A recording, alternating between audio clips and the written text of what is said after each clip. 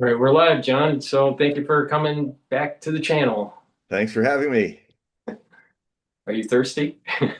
Well, I'm sipping on my coffee. See, I today, haven't had coffee yet today. It's a little late. actually, I made tea. I made hot tea. Ah, okay, So well, if you, there mazel you go. tov. Click.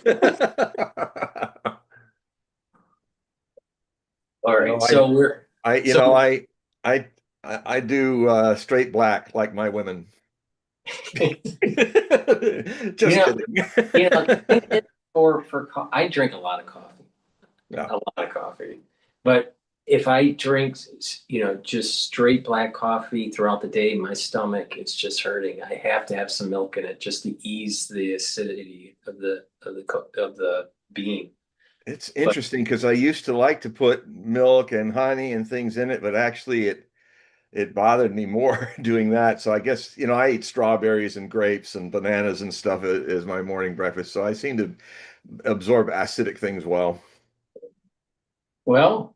we are live for the ones that are listening. We are live on YouTube, and we also are simulcasting on X Spaces. So for the ones that want to ask questions throughout the show, please type them in the chat or join X Spaces. Raise your hand for the mic, and we will bring you online. So, John, as I set up the background stuff for our audience, take it away. All right. Well, I had some people write me to want me to comment on certain things that are going on in the world. Um, and also today it'd be interesting. I might throw a lot of ideas out fresh to all of you because today I finally went through getting all my huge Hogue prophecy report out, and that was on the 15th. And I finally now have got it on. It's easier. The easiest place to read it is in my blue flagged X page, so you can see it there, and the free samples. And then I have the list of the two free samples, and then the rest of the 10 articles you can read if you subscribe to Hope Prophecy. And right now I'm doing something that's pretty rare, and I'm giving you the price of 2 years a subscription for one price of $60 or a little more. So that means you have the advantage of not being nagged all the time because you're there for 24 months, and I just figured it's so important these next 24 months. Very history on the verge in many, many ways. Um, I'm already putting together what I'm going to do now with the Hogue Prophecy Report. It's going to be the Hogue Prophecy Quarterly Report. It's going to come out every 3 months. And that will help me because it's like a magazine. It's the long form. It's where you take a basic theme or themes and go deep into them. Although this one, I think it's going to be a potpourri of different themes that I haven't had time to talk about because of the things I'm usually talking about on it. So on October 1st, it's scheduled to come out to my subscribers, and the next one will come out the first quarter of next year, which is January 1st, and then April 1st, April Fool's Day. It'll be the April Fool's edition, and also July 1st and October 1st. So that's the new way I'm doing it because I'm trying to, I have two kinds of readers. One, half my readers love the long form. The other half want a lot more frequent and shorter articles to absorb.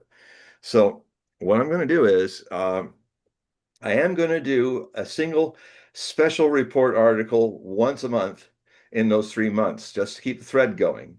And it'll be something really critical and important that everybody needs to kind of anticipate. And I think I think what's going to come in the new one is an examination of just how close are we seeing President Trump actually use tactical nuclear weapons on Iran. It's kind of being talked about. That doesn't mean it'll happen, but it's being talked about, even amongst the the Trumpanzees of his of his the Trumpanzees. I think that almost sounds like an animal band group, but I'm starting to think I'm going to start calling his cabinet the Trumpanzees because they seem to be monkeying around a lot. And looking at the difficulty is certainly these articles, when they come once a month before the big one, will be articles that really look at a major trend or a major thing to look at that's happening. Um, the the You see, the problem is he's lost the war conventionally. He lost it badly. Uh, and now he's trying to find a way to win something, and he's not facing the fact, because he is kind of a descending into, I've always said he's been an 8-year-old all his life, but now he's a demented 8-year-old. So um, it it's just not working for him, and it's very likely he might want to do some big explosion, like drop a atomic some tactical nukes on Pickaxe Mountain, where he thinks under 3,000 feet of solid granite, there's where all the powder for Iran's nuclear weapons project is. Um, Actually, it's more than likely it's somewhere in a cave in Isfahan. But if he goes after that, he's hitting a major nearby, a very large population center. And but there's an interesting talk about it, that if you there's really a line crossed. If anybody uses tactical nuclear weapons, that basically means that everyone will be able to use them in any major war if they have them. And so it would be a major milestone if it's crossed. Hopefully, it will not be crossed. I expect this article to come out in early September. I'm still kind of watching what's going on. Um, the other article is well, the next Hogue Prophecy Quarterly Report is I'm already putting it together. It'll be a lot smaller. These, every once in a while, when I need to, I have to send a $60,000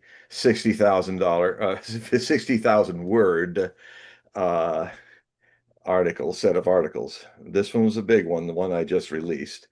And if anybody wants to subscribe to Hogue Prophecy reports, you will get it for free, along with a subscription for anything else that's coming. So, and that was what we've been talking a lot about. In fact, a lot of people joined the report after listening to us last 2 weeks ago, having me read large segments from it. And so, thank you for coming. And so, are you ready? Yeah, I'm ready. You know Okay. what? I wanted to just add, what has transpired in the last 2 weeks is the bond market. Mm, So writing about that Besant, in the quarterly. yeah, Besant intervened in the belly of the curve, the 10-year, trying to bring it down. For that first day, it did work. It did bring the yield down a little bit. How he's doing it is he's financing it where he's buying bonds at the middle of the curve and selling at the front end of the curve. And It's so that's another going way to of raise the calling rate. robbing Peter to pay Paul. Right. So, a lot of people on the surface are seeing this as, okay, there's intervention by the Treasury market. They're really scared of the 10-year getting above 5%. And there's also a crowding out effect that's taking place with the AI companies coming in with their commercial debt. They're starting to finance some of these projects now with issuing debt, not equity, not these other convoluted circular financings. They're actually going to the market and saying, okay, we're going to issue debt now. And so you have investors out there that are going, okay, there's an IPO coming for Anthropic. We just invested a bunch of money in an IPO for SpaceX. These are trillions of dollars, worth of capex for these companies. So there seems to be a little bit of a crowding out effect that's taking place in the US Treasuries. So if you're an investor, you're going to go for a higher yield, right? If you're going to buy debt, if you're a company that or an investment house or a trading floor that's buying debt, you would prefer to buy debt that's from Oracle or from Nvidia than the US Treasury. So there seems to be a Yeah. crowding out effect. So Besson, I think, is very scared that once Well, it he's also passes, very stupid. I mean, the way he sat there and went, I didn't understand. I didn't know that would happen. It's like, God, well, well, so they're very scared of it reaching escape velocity if it gets above 5% for the 10 year for yield, 5% yield. Yeah, because then we get in this critical situation where, I mean, we just cleared $40 trillion of Right. public debt, and we're probably 120 trillion in private debt, and that's only the little 340 million people in the United States. Right, right. So you have that other layer of debt to GDP ratio of 122%. Yeah. Yeah. So there is a lot of push for the back of the curve to actually move much higher. I would not be surprised if the 10-year goes to 5.2025 and the 30 goes closer to 6. Yeah. So this is going to affect mortgages. It will affect individuals that are on adjustable rates, credit cards, car payments. Yeah. All these things are going to be affected. So there's going to be an erosion of people's disposable income on top of what's going on in the Middle East with oil being elevated and people are putting more. It's costing them more to fill up their gas tank and And food, and the food food, crisis right? is coming next year because we've got a third less food being made for 8 billion mouths to feed, and there will be food shortages and famines. Right, exactly. So Basson is trying to do this engineering of the yield curve where, okay, bring down by buying in the belly of the curve and then issue new debt on the front of the curve, even though now the 2 year is about 4.1, 4.13, something around there. Now, when they do that, it's going to raise the rate on the front end of the curve because he's selling debt into the market. Yeah. So again, to use your term, stealing from Paul, Robbing Peter to pay Paul. right, whatever. All right, so so you have that going on. Now the extra layer here is what Warsh is going to do from the Federal Reserve. Now, these are two totally different departments, and they don't seem to be coordinated at all. So what Besson is doing on the front end of the curve may get exacerbated if the Federal Reserve has to raise rates because of inflation.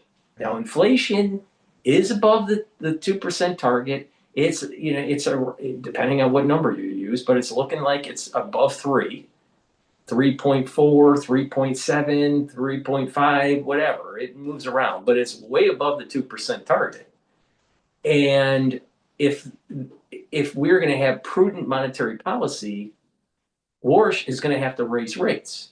But when he does that, that whole yield curve is going to get worse. Yep. So you have the crowding out effect, you have the inflation issue that seems to be taking hold, and midterm elections. You have a changing climate, and the food yields are going to be a problem because of droughts in Arizona. You've heard in the news where they're actually cutting the actual water supply to Arizona because of Lake Mead. Yeah, it's drying out, and we are. By the way, I'm going to, for all of you who've been waiting for me to, I put my climate prophecy stuff on the shelf for a while because of these immediate dangers of war. But from now on, I'm going to catch you all up on just how much climate change is accelerating very fast, like the bond market in Mhm. degrees. And the European super highs that have cut this big El Nino that's happening. It's going to be, these are also pressuring the political world as well as the economic world, on top of the fact that we have this war going on that Trump lost, but he can't. He's too much of a little 2-year-old child to actually admit that he lost this war, and he might just drop a tactical nuke to put off a show and say, "Okay, we're done. We're declare victory and go home." But if he does that, he's literally changed the gestalt. He's changed the way people think about nukes from 1945 to this year. It has been verboten. It has been just something we've all followed, despite any crisis, that no one ever uses a nuke in a real war. Mhm. No one. And this would be unilateral. This wouldn't be in defense. This would be Donald Trump striking Iran unilaterally, Mhm. which is, that means any idiot with atomic bombs can do that if they have tactical bombs. To So, prove your point, there's analogs within his administration this time, Trump 2.0, where he's changed the zeitgeist. He's changed the zeitgeist in terms of global economy and how we approach tariffs. yeah. He's changed freedom of navigation Yeah, he's gone pirate. right. He's not. He doesn't even ask the Congress. He's acting like an emperor and a king. He has become the Roman emperor that I hoped he never would become. Yeah. So there's a documentary. I just saw it recently. I think it's called. I think it's from Uncut. I think the group that does it or the production company is called Uncut. But it's talking about Trump. It's his first term Yeah, and him being a sociopath. And they were warning everyone that there was a problem with Trump. There's he has decision making uh, uh, um, issues, and it can get the country into some dangerous situations. but the thing where they are, which I anticipated before them by years, is the danger of Trump having a second term delayed because of his family history for front lobal dementia and other things. And he's, it sounds like he's acting just like his father. He's yelling and screaming at everybody, just like his father in his final years did. So people are kind of, afraid to even give him bad news. In fact, they don't give him bad news because he just freaks out for hours and empties his britches and sometimes and causes more than just a verbal stink. Neil Ferguson, the historian, has mentioned multiple times that he thinks that Trump's administration is very similar to Nixon. That he has No, there's a that Nixon, I categorically really. disagree Well, with let, that. let me let me just But finish go ahead so I just can, finish yeah, it. Finish it.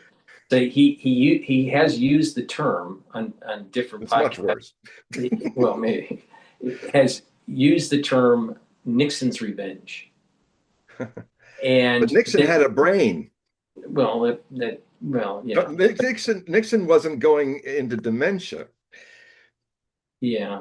I'm not Go getting ahead, go ahead. I'm sorry. but the point that Neil Ferguson is making is that what something within his administration could take him down and not allow him to actually finish his full term here.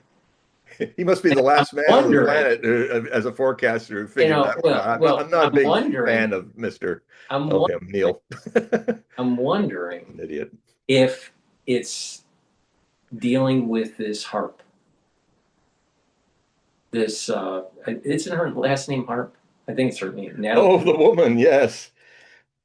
Well, she's a very What? dedicated secretary. Well, Before she was famous, I watched her live while he was listening to the Democratic speech, Yeah. And it was kind of interesting. They work as an incredible team because she was back there. She's the one that types in all his stuff in his Truth Social. So she's there all hours. And it was interesting to watch Trump because he'd look and he'd go to the side and say, he'd say a certain thing like that, and she'd type it in.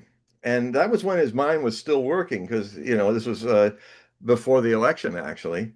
And so I can understand why. She's kind of insinuated herself so close to him that they even got in the same food van to get to a plane and leave everybody else, the cabinet and everybody else, to face an assassination attempt. So said Netanyahu and the Mossad, which usually is wrong, and it was wrong. So that upset a lot of people. Um, I think it's one of the reasons why the press secretary quit because it was like, here I am with two children. He goes off with this blonde, leaves me behind as his press secretary and all the rest of us. And I think she had a feeling of mortality about it. So I think that had some, maybe not. I apologize if that's not her motivation, but it doesn't surprise me that she said it's time for me to spend more time with my children, my child, and be a mother because maybe she had to sit there and say, "My God, the president got off the plane, and we were the decoys. Hmm. Well, who's going I'm to be wondering my if, mother? Who's going to be a mother to my child? do you think that was a real threat event, or do you think it was No, a dry run? no. I mean, no. I mean, it's it's it's he will just believe anything Netanyahu tells him. And it's Mossad. Oh, Mossad's doo-doo doesn't stink. Of course, it stinks immensely. As I've said many times, Mossad knows how to gather intelligence, but they're one of the worst uh, users of that gathering to do things right. I mean, the ones that said, "Oh, don't worry, the people are going to rise up and overthrow the Ayatollah. It'll be all done in a few days." And that didn't happen. And if anything, and he was so shocked. I even quoted some of the stuff where he's watching the 40 million people in the funerary celebrations across Iran, and another 10 million in Iraq, where the most countries that have the most largest Shia populations. And and he was like, "Wow, I thought they hated him." And that's that's all Mossad. I mean, he listens to Mossad and people who are sympathetic in Mossad and Christian nationalists that are in the CIA and other places who are politically speaking is just as volatilely dangerous as Mossad. And then on top of that, as I was talking about 2 weeks ago, we have this bill where Netanyahu wants to insinuate Israel, Mossad, and their military fuse as one with our military. We don't even do that with NATO or any of our allies. This would be unprecedented. It would mean that the Israelis don't have to steal intelligence from the United States anymore. They literally can grab it. It's theirs for them to use, including ways to silence people who are critical to Israel. So free speech will be out the window.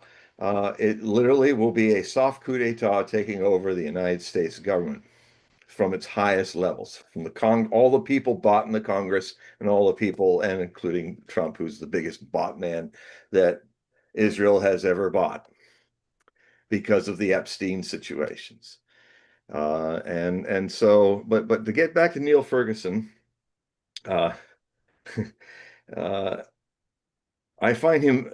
I stopped even commenting about him anymore about 10 years ago because he just consistently kind of pulls the wrong rat out of the bag. The premise is to compare it to Nixon.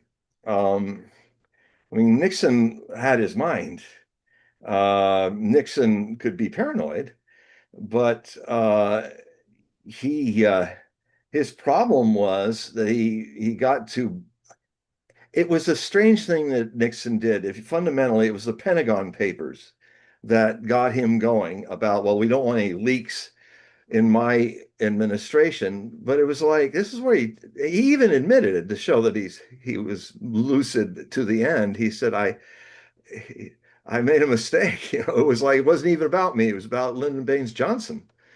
But you know, he got that little paranoid side of him in there that he said, "Well, we better protect ourselves from so no, there's no leaks about anything. I got tape everybody and all that because he that was Nixon's problem. He was a bit of paranoid, um, but that doesn't mean he couldn't be a good leader. I mean, Stalin was very paranoid, and he ended up running the Soviet Union until he died. And as grim as he could be, you know, to really understand Stalin, you kind of got to take your white hats and your black hats off and look at some of the things Stalin did that if he hadn't done them ruthlessly, made them so, Soviet Union would be destroyed by Adolf Hitler and he would have won World War II. Hitler. He realized in the 20s that the Soviet peoples had to, in a decade, do what all the other powers in Europe, military and industrial powers, did in a century. They were going to have to, in 10 years, catch up and turn the Soviet Union into an industrial supergiant. And of course, Stalin may not have been much into democracy, but you know he did understand the power, the advantages that can be given a leader who's an autocrat. You get things done.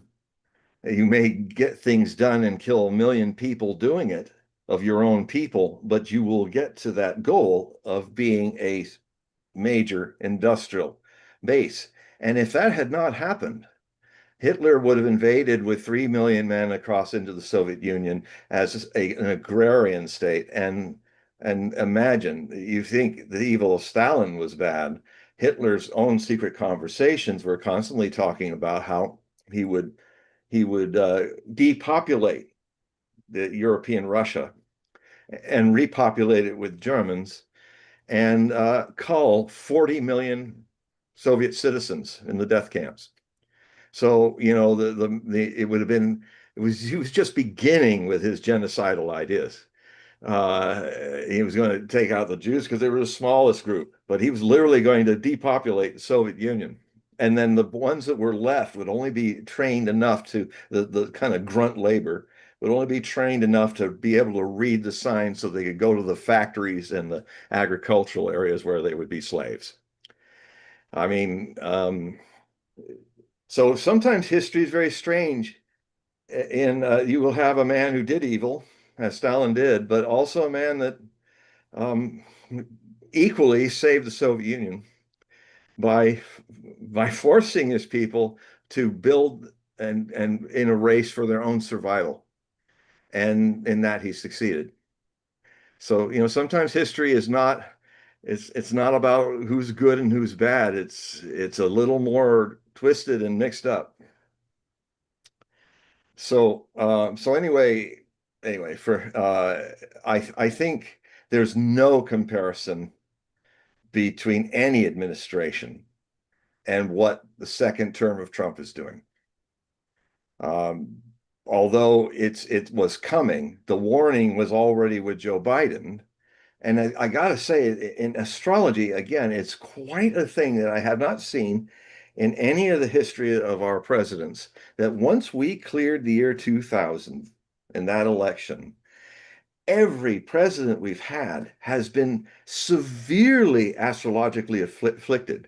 Most of them, the two-term Bush, the two-term Obama, and the spread two-term Trump, and only Biden didn't have this aspect, which is the sun squared Neptune in his birth chart.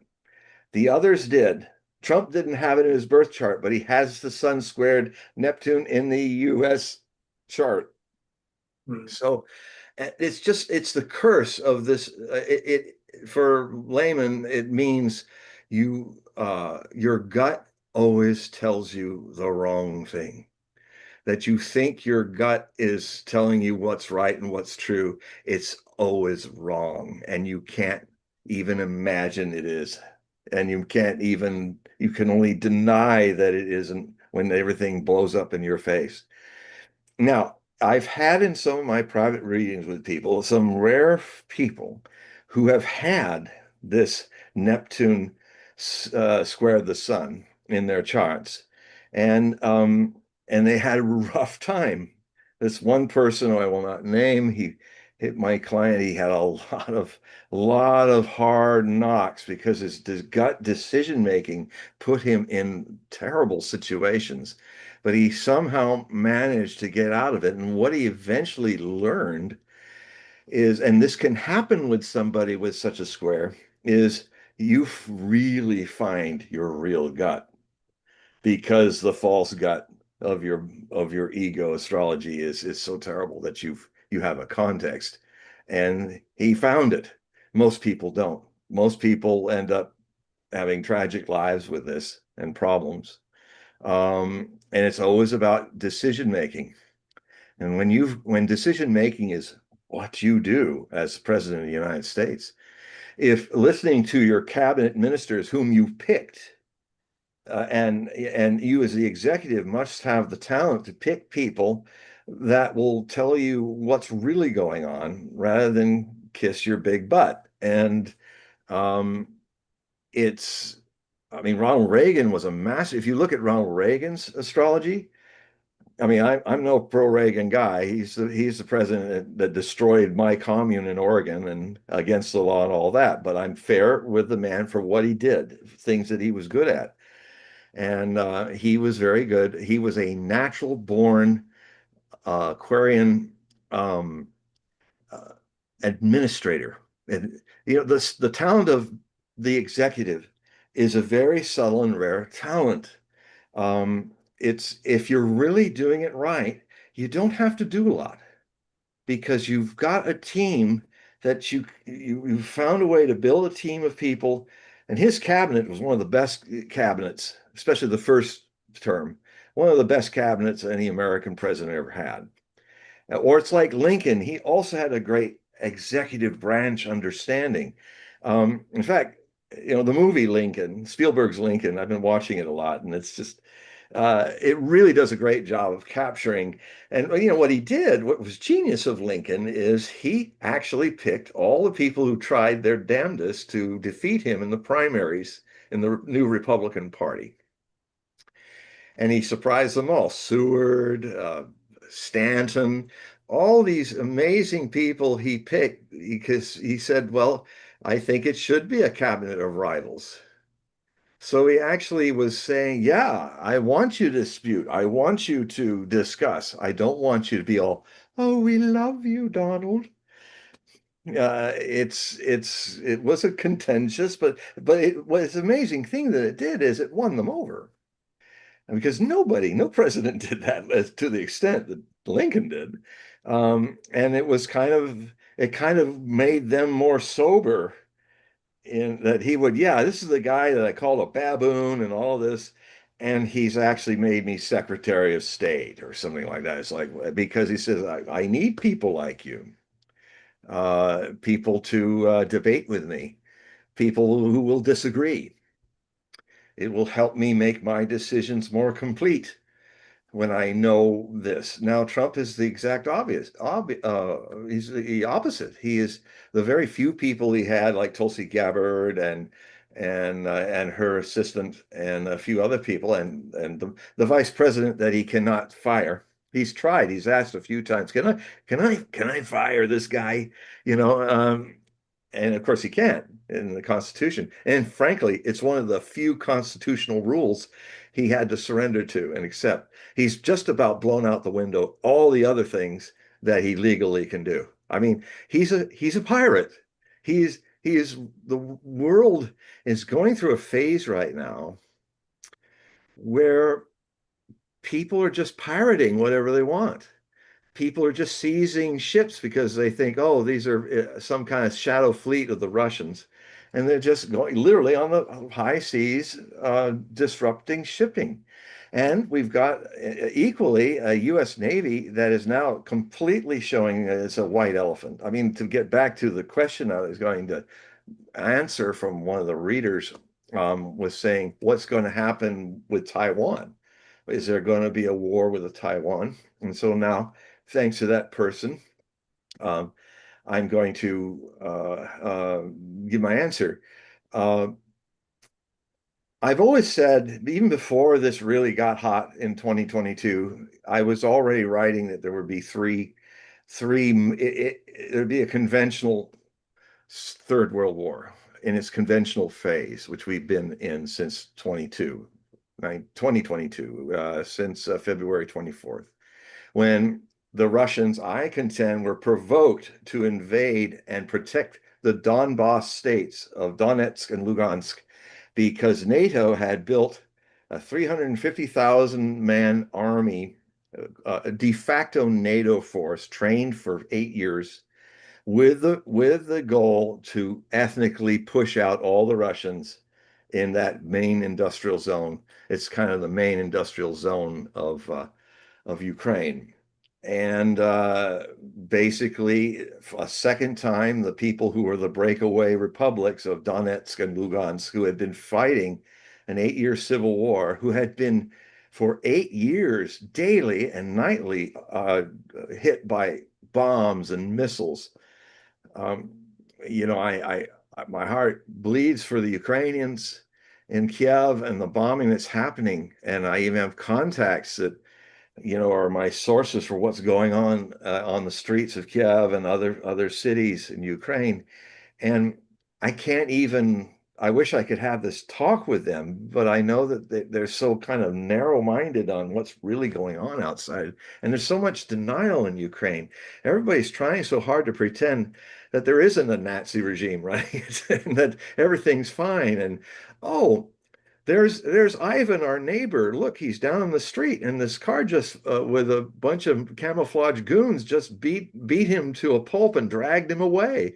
Oh, that's probably something we shouldn't worry about, But there's now across Ukraine there are thousands of men being beaten, and their families are trying to hold on to them and keep them. These goons come in, and they literally, rather than draft the people, they Shanghai them.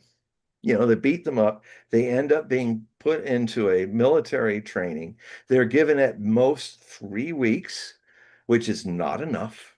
3 months is the minimum to be somewhat proficient as an infantryman, but that's not enough. Should be 6 to 9, but they don't have any men left. They've killed 1 million Ukrainians, and another million are crippled who can't go back to fight. 2 million, and then I mean the country is literally having a demographic collapse. And so they are, but there's this. It must have been like this in Nazi Germany. In Nazi Germany, there were the good Germans. I think Ukrainians are struggling as a majority with this feeling of the good Ukrainians. And they just, oh, where's the Jewish family that lived next door? I heard all this noise. Oh, don't worry about it. It's we shouldn't don't ask questions about it. There's a way that people cope when they're in a totalitarian regime, especially if it's a fascist regime. And Ukraine is a fascist state since 2014, when the United States Maidan coup happened, where a lot of people were shot in the Maidan Square, and basically the Americans helped rig it by getting right sector to do all this mayhem, which forced Yanukovych, who was the last really democratically elected president of Ukraine, out, and put the who's who of Svoboda Party and right sector and other people in power, with swastika flags flying, because Ukraine had the largest contingents in the German SS in the Second World War. Whole divisions of Ukrainians signed up to do Adolf's work, dirty work in Ukraine. And so it's the biggest open secret that everybody, including most of the mainstream press, just doesn't want to deal with. But it's going down all too predictably, like a fascist regime goes down, like the Italian fascist regime, like the Japanese fascist regime. and the German fascist regime in World War II, um, they they they they end up being utterly destroyed because they're anti-life. Uh, and their whole idea of conquest is to say, I mean, the Japanese believe, especially back then in the time of Hirohito and the Imperial Japanese Empire, that they are not even normal human beings, that they are the sons and daughters of the sun goddess Amaterasu. This was really the belief that we're born from the sky, from some, we're superior beings. And of course, the Aryans thought they were the master race. And of course, the Mussolini's fascists thought, because fascia from fascis is a symbol of the Roman imperial power, they wanted to be the new Roman power, usurping over lesser people. Um, and now we have some of their descendants in Ukraine who also believe that they are pure blood from the West, Ukrainians that are not tainted with any Russian blood, like the central Ukrainians, and especially the ne'er-do-wells that are completely subhuman to us. The third rate, third class Russian-speaking Ukrainians, which are 40% of the population. And so, and in that 40% is most of the industry. Well, now soon that's all going to be a part of Russia because they broke away.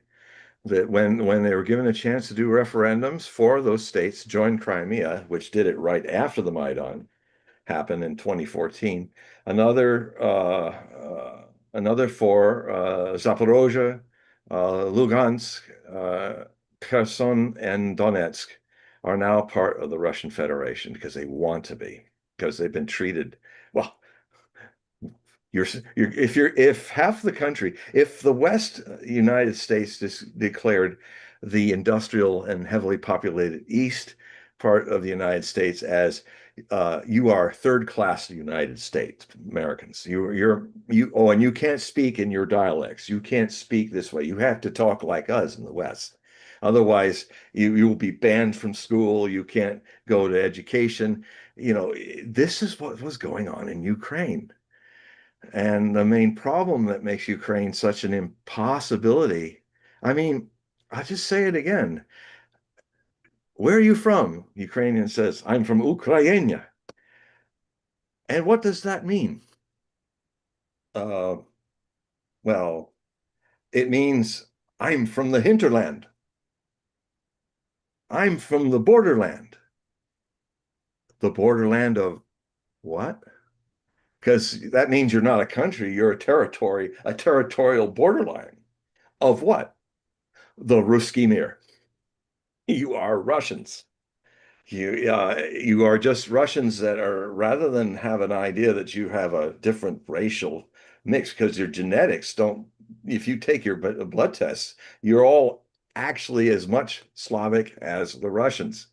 And you have as much Mongol blood in you as a lot of the SS people. And they say, oh, well, the Russians have Genghis Khan intermarried with all them and turned them into Orientals. And, and I said, well, no, if you look at the genetic tests, just like if Hitler had genetic tests, you'd find out that they had all kinds of blood running through them. And it was not, nobody's pure, very rarely. If you're going to play that silly game uh, of ethno supremacy, which the Ukrainians in the West are doing. Um, well, Well, it would have been interesting to see how the Nazi Party would have spun the data coming from 23andMe, when they did their genetic tests. Almost like it'd be fun. It'd be a fun story, a science fiction story. Somehow they went back in time to Hitler and when they were doing the Lebensborn, and they were literally, their whole genetic idea was just what the surface, what you look like. If you had blue eyes and blonde hair, well, you must be an Aryan. Well, it's so dumb because who are the purest Aryans on the planet? And it's even in the name as an abbreviation of the full phrase. It's the name of Iran. Iranians are the true pure-blooded Aryans. Iran means land of the Aryans. And so, I don't know. but if you go up into all those blonde people up in the bushes wearing wolf skins, you know, they're all kinds of different people. A lot of it's Nordic Viking. I mean, I'm a whole my whole genetics is I'm supposed to be Scandinavian primarily, but it's a Scandinavian Viking that bred with Russians, Ukrainians, Jews, everybody, and French Normans and Franks, you know, and British, Yorkshire, Northern English people, and I have a little bit of Irish, Northern Irish too. And, it's a real mix. So, I mean, I think if the Vikings went into a time machine into the present, I don't think they would associate it all with modern day Scandinavians, because Scandinavians, when they stopped being Vikings and going everywhere and not just trading with people, but melding with other peoples, the Vikings were not ethnocentric at all. They dug everybody, So they now what's happened is the gene pool in Norway and Sweden and Denmark has pretty much populated with itself and has become this kind of peaceful and it's a Nordic person that a Viking would not even understand. You call yourself Nordic, So, but they're actually technically the most pure-blooded Nordic people there are. The Vikings were always messing around with everybody. So, um, so anyway, I've gone one of those So, bouncing from one stream of consciousness thing, and we've got somebody who's yeah, we ready. do have a question here, and it is dealing with astrology. This is from Holly the cat. Hello, Polly the cat. No, Holly. Holly. Oh, Holly the cat. All right. So, is there significance with two eclipses this month, and the next two are in Egypt next year and in New Zealand in 28? So, Well, of these eclipses, should we be? Well, it is important to follow major eclipses, and we had one, I think it was last month, where it did a very strange thing. It was an eclipse that hit across Europe and all the way down to Spain. In fact, I watched this wonderful show. It's a great way to decompress, is watch the story arc of these two Yorkshire Northern English couple and their two kids, and she used to be a model and he was an engineer, and they are starting a young family up in these beautiful mountains near Valencia, Spain. And it's called Lady and the Owl Man.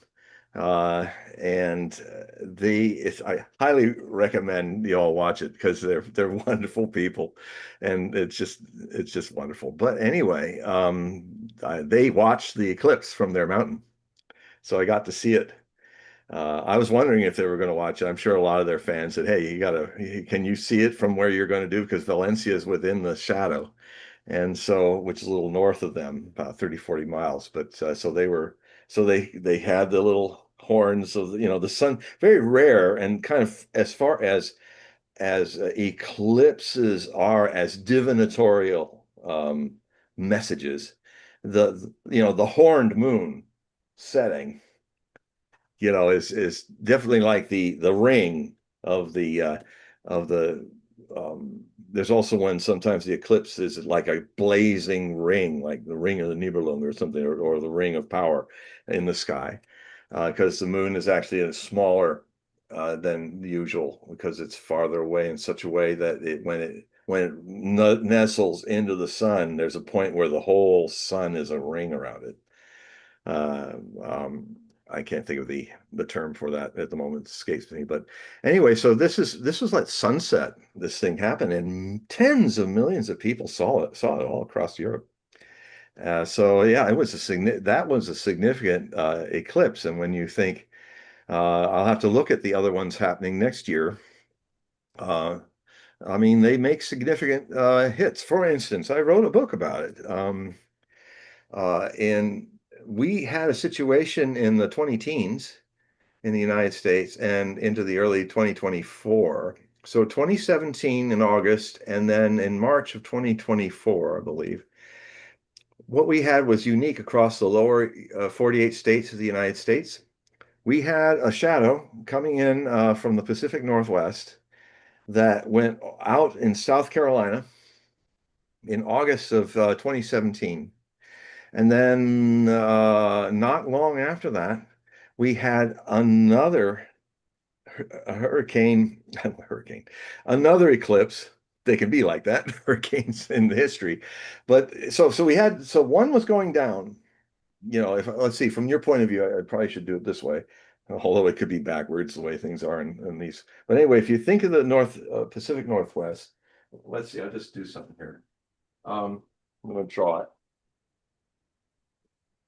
Yeah. If you look at there we go. And then there's that part, and then yeah. So in 2017, so here's the United States. Uh, in 2017, August, the sun did this. And the part of the greatest darkness was right over the New Madrid fault line in Missouri, right there.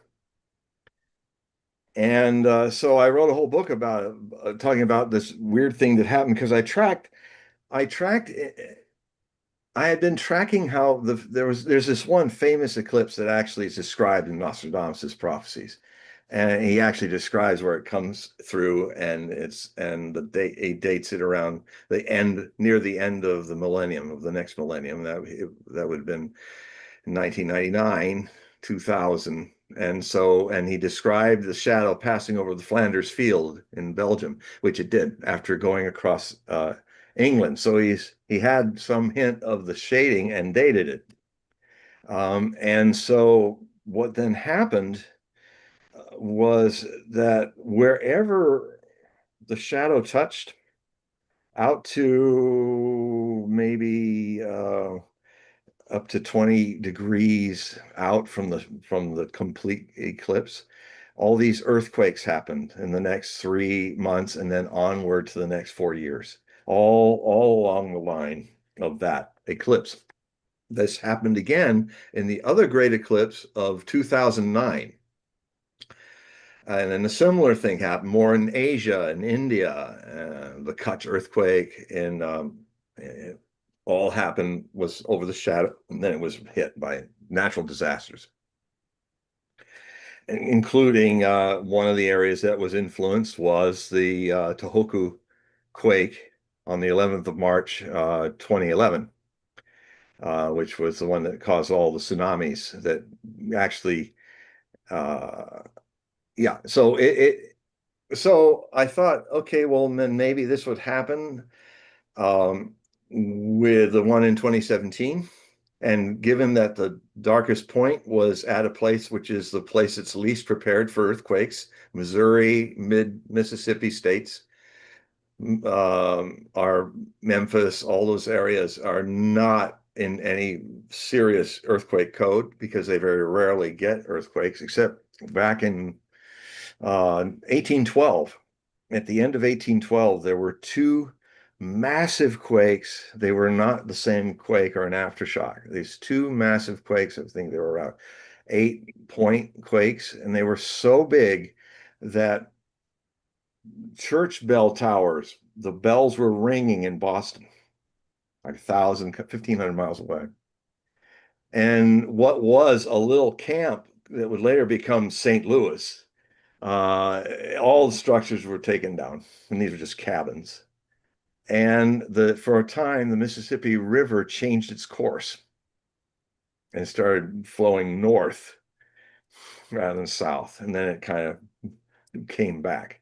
So if that had happened when Memphis had 1.2 million people in its metropolitan area, and when St. Louis had 4.5 million people in its metropolitan area, and all the bridges that cross that area would literally split the country transportation-wise in half, and it would be a major natural disaster. And so I looked at all that. And the good news is that it didn't happen. What happened was something I theorized in the book. I said, well, there was another eclipse very similar to this one that happened in 1918, right when the United States was showing itself in World War I as the world power that would, and long story short, the American century began when the doughboys were over there and Americans gave just enough power to the Allies to defeat Imperial Germany in World War I and World War One. So it was the beginning of America coming out of its isolation and becoming a great influence in the world as a world power.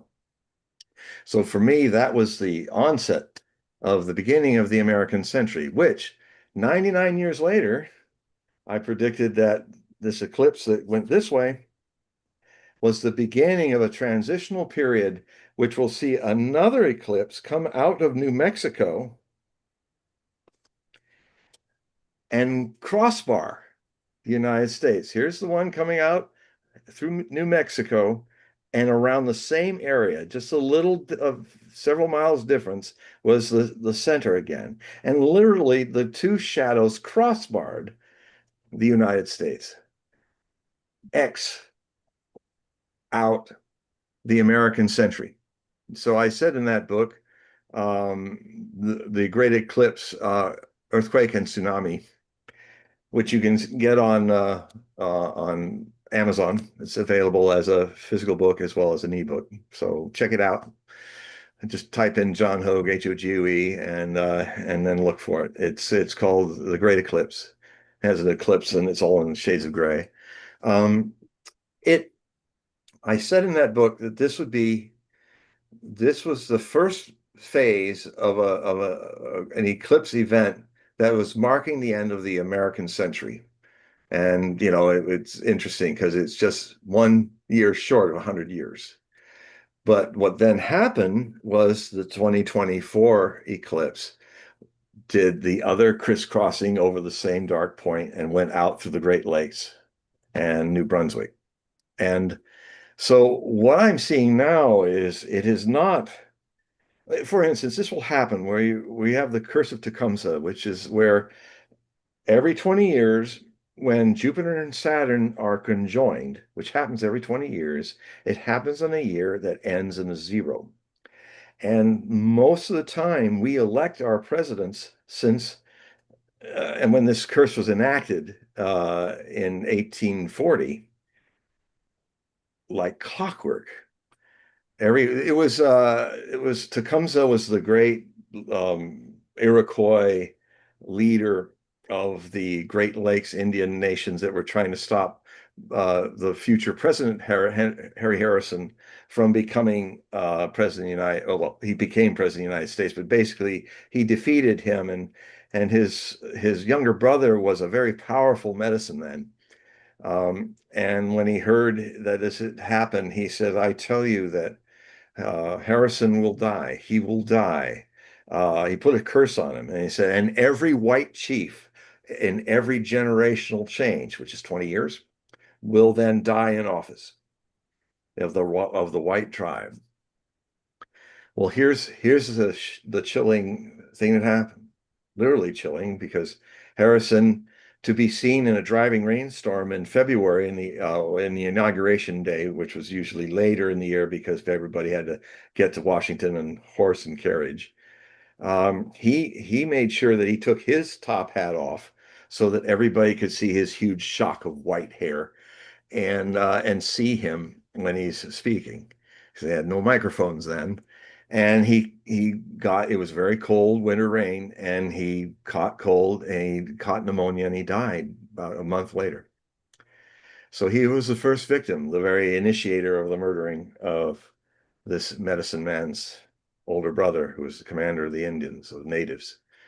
And so what then happened is what every 20 years pass, Abraham Lincoln is elected in 1860, Jupiter-Saturn conjunction. Now, in between that, Zachary Taylor was also elected but he was not part of the curse, even though he died in office from eating bad strawberries and cream in a hot day, overate. But so there's always an anomaly, just like we were saying earlier that there's some anomalies I talked about in the shofar being blown, the March of Return and the first Intifada were not done during the silence of the shofars not being blown. So there are anomalies that come up, but all the rest of the stuff happened. That Zionism is infamous for doing since 1948. Now, the so Harrison, 1840, 20 years later, Lincoln, he actually survives his first term, gets into his second term, and is assassinated. 20 years later, and Garfield in 1880 is elected president. He is killed, an assassination by an anarchist. 20 years later, the it'll be McKinley, elected in 1900. He is also murdered by an anarchist at a World's Fair. 20 years later, Harding. Harding had literally Harding of the arteries. He died of a heart attack in his first term. 20 years later after that, well, it gets kind of interesting because that is 1940, the election of 1940, when Jupiter and Saturn conjoined. And by the way, it's an important thing to understand that with the ancients who were understanding of the cosmos, much more than modern people, ancient peoples would never elect a new leader or choose a new leader during a Jupiter-Saturn conjunction because that's almost like a astrological Yom Kippur.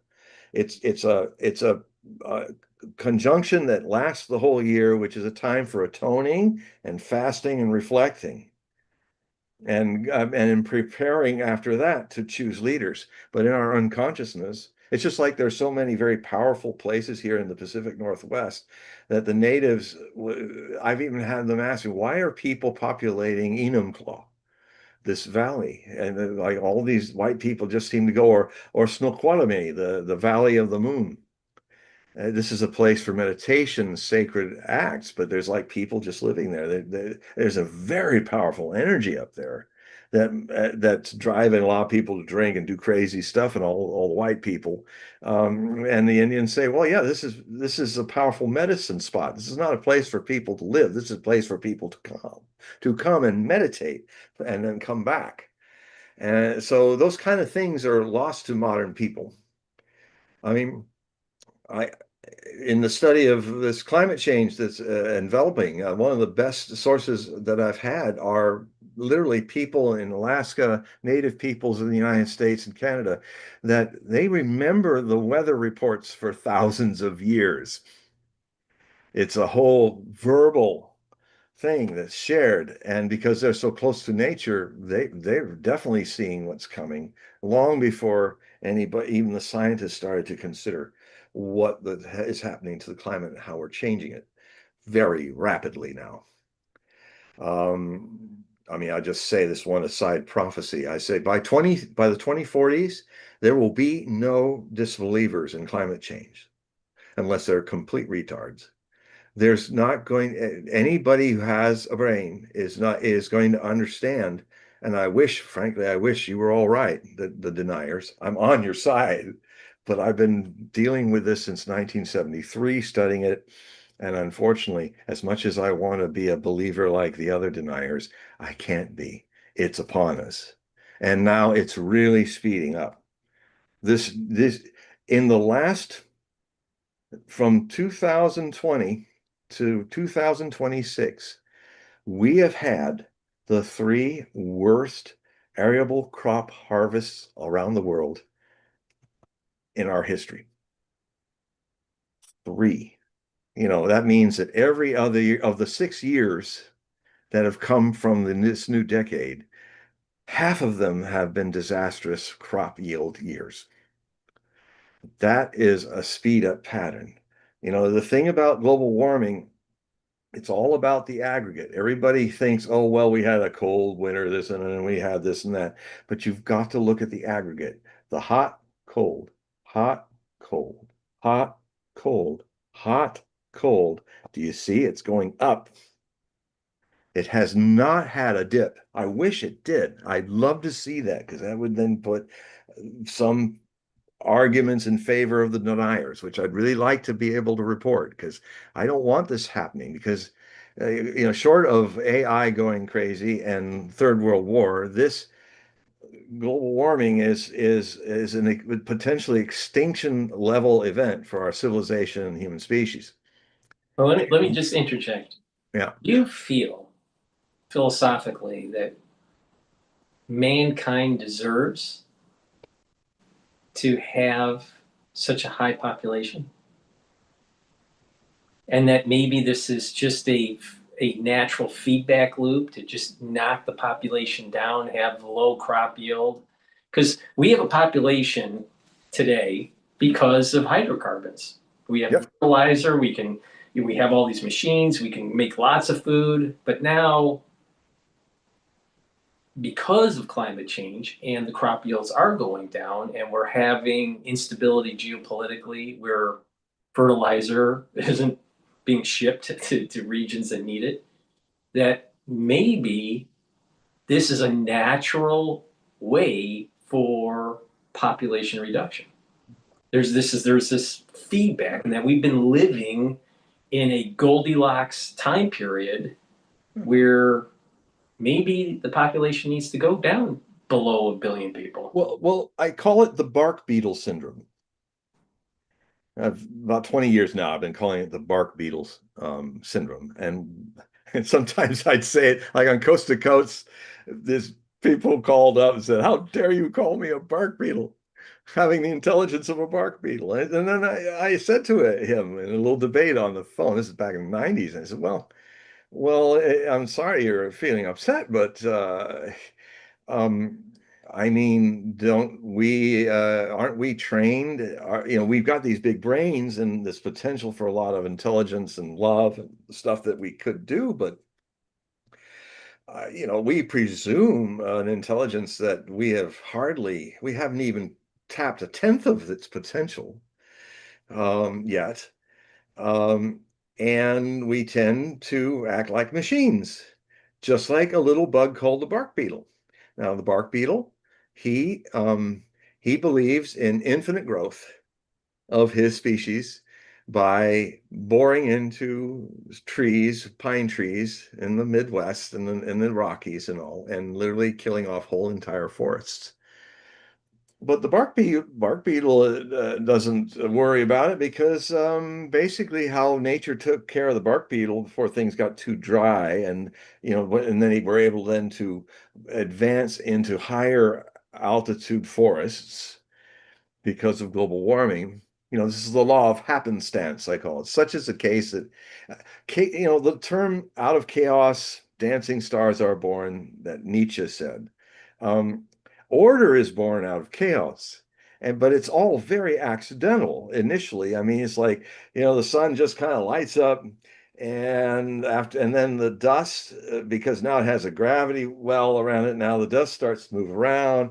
Now the dust, for some reason, just starts to get attracted to each other, and it builds these whole big terrestrial planets or gas ball planets with a maybe rocky core in the outer colder part of the universe. And then you might get lucky like we did, and something the size of Mars, some fireball got into our orbit and collided with the Earth and made us a binary planet. We have a moon that's much larger than our own volume as a terrestrial planet. It's called a binary system. And it's given us a lot in the Goldilocks zone. It's given us a lot better chances to evolve species and more complex life forms, including potential sentient being that could be Christ conscious or Buddha conscious or Yahweh conscious. Um, and so that was just a happening. That was just chaos bouncing off of each other, and chaos creates order that way. So here's the bark beetle. He doesn't even think about anything but eating wood to make larval babies. And then it takes care of itself because when he is in the olden days, when it was a colder world, if he killed off a part of a forest, eventually the summer would come with the thunderstorms. Lightning would strike all the dry trees, and Mr. and Mrs. Bark Beetle and all their billions of little family got burnt up with the forest going down. And that's how a happenstantical thing eradicated bark beetles. But I would just say that our consuming is exactly like the bark beetle. This idea of unlimited growth that humans I don't think they even intellectually deal with it. They're following their instincts as a bark beetle at one point.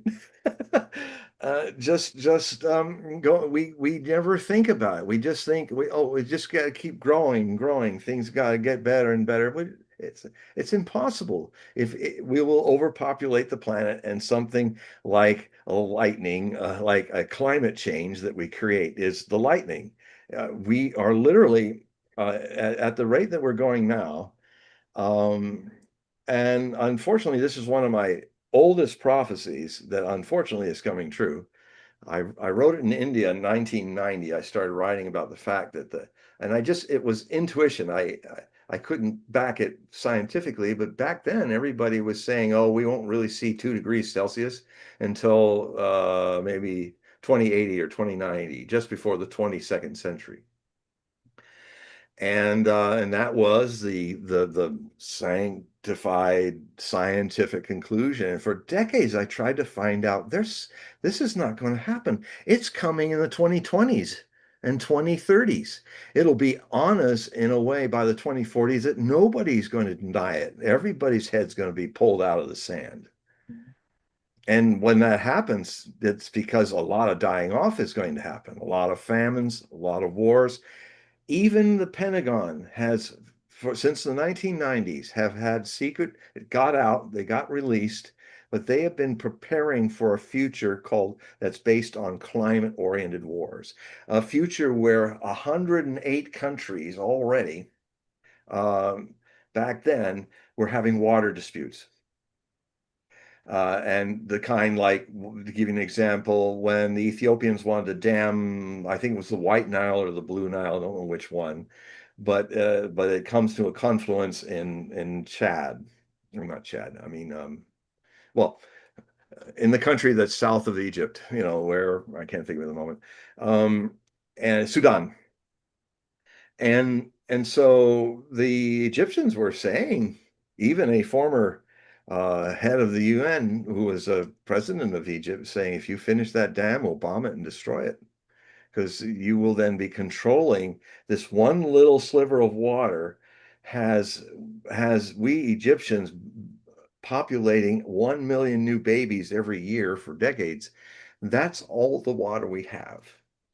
And if you start needing it because of your overpopulation, then can you see what happens here? People fight over things that really matter. I mean, I've often felt, and it's just an intuition of mine, but I looked at the maps where the Amalekites had their tribe, and it's exactly over the road that Moses and the freed slaves, the Hebrew slaves, were coming out of Egypt. So it's on the Sinai on the waterfront, and that's where they came through. And sometime the Moses came through, and of course the story is that the Moses and his band of people, that the rear guard was attacked by the Amalekites. They ambushed it. Of course, that's a little weird, Prophet Samuel, for saying that in the first book of Samuel, because usually if a rear guard's attacked, that was not attacked at all when you were trampling all the grass and eating all the grass. That huge multitude of freed Hebrews just ate all the grass that keeps the livestock of the Amalekites alive. And if their livestock start dying, the Amalekites start dying. This is basic tribal 101. And so no wonder the Amalekites were angry. Their whole future was threatened, but they were obviously a small tribe compared to the Hebrews, and they could only kind of hit the rear guard, but not destroy it. but as even in the Bible, I contend, even the victors write the sacred scriptures, not the vanquished.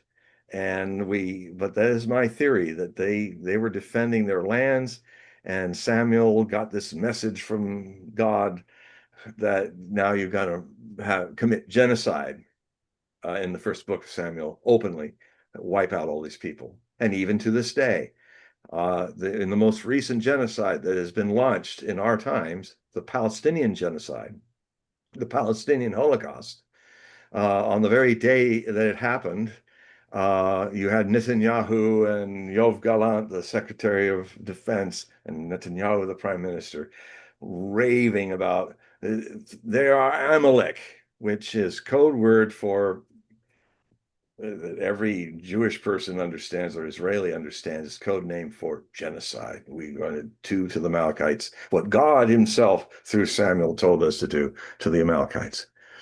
Kill all men, then slaughter all the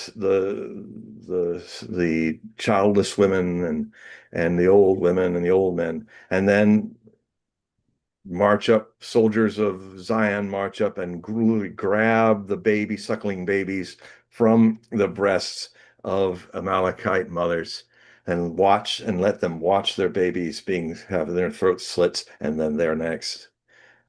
This monstrous stuff is celebrated in the book of Samuel. Um, and I mean, if I would say if you worship Samuel as a prophet rather than the Adolf Hitler of his time,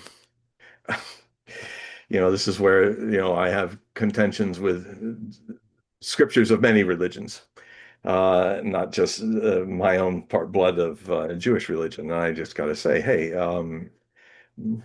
Hitler did this and it was bad. Doing this to the Amalekites. And Yoav Gallant was after Netanyahu. He'd used the warning of think Amalek against Iranians 10 years earlier. So he also sees them as a race to be completely wiped out, like the Amalekites. And and so anyway, Yoav Gallant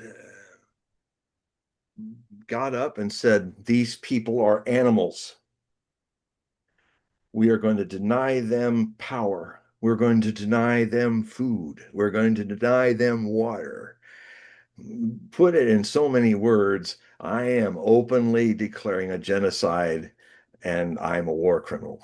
He didn't say that, but that's what that all meant. And they've been doing it since. I think, at least 1 million Palestinians are dead now.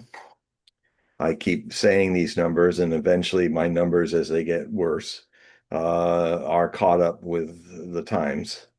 And yeah, I mean, I'll just finish with this tangent that um, even people that are against the genocide, even great journalists like Max Blumenthal, and from Max Blumenthal, who has a mind, a very brilliant mind, to the poor president who's losing his mind, they both share something in common. And I like, if I could talk to Max, I'd like to find out why he says what he says, because we all started before October 7th.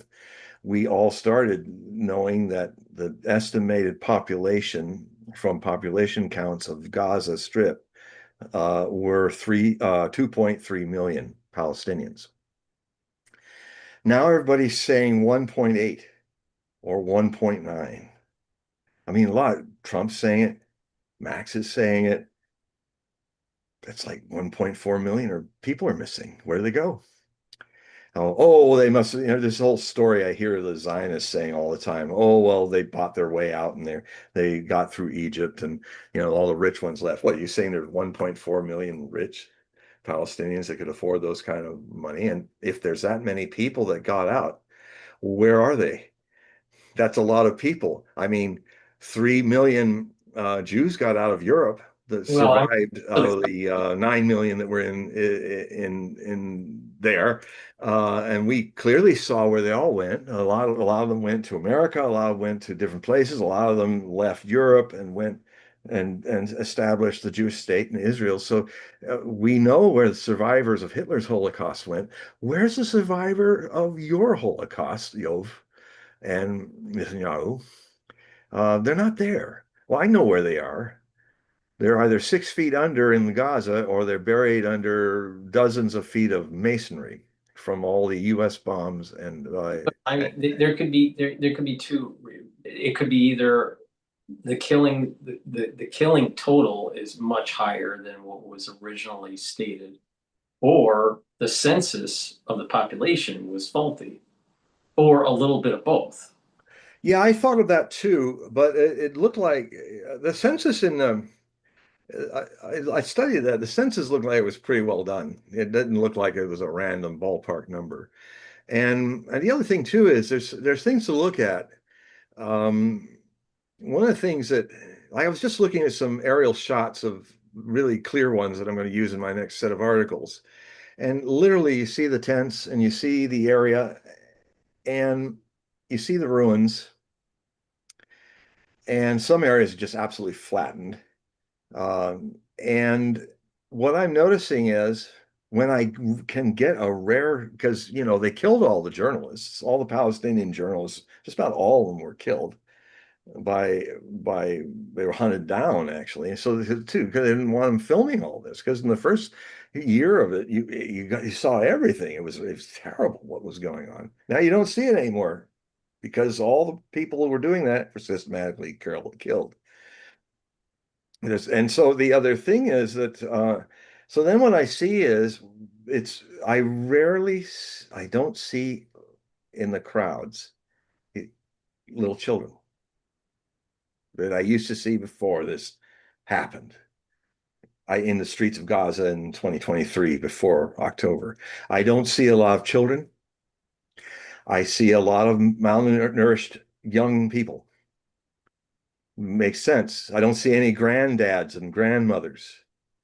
I mean, there was a population study of all this that in did a paper that was they finished the paper in April of 2025, and then it was published in July of 2025.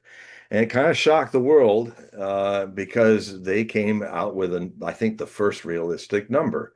They said, given the calculations that have happened when cities and places have been destroyed like this, said that the real number is probably 680,000 dead, mostly women and children and minors. And the vast majority, when I see people coming to get food, most of them are young men. I don't see any women with them. I used to see the women coming. Where are they now? Are they too weak to go or what? I mean, or they died. So, you know, Zionist Israel has a nasty thing it wants to keep a lid on because if people could really go in and see what's going on there, well, it would well, what can I say? It's another Auschwitz moment, and by the people who were victims of Auschwitz. Anyway, so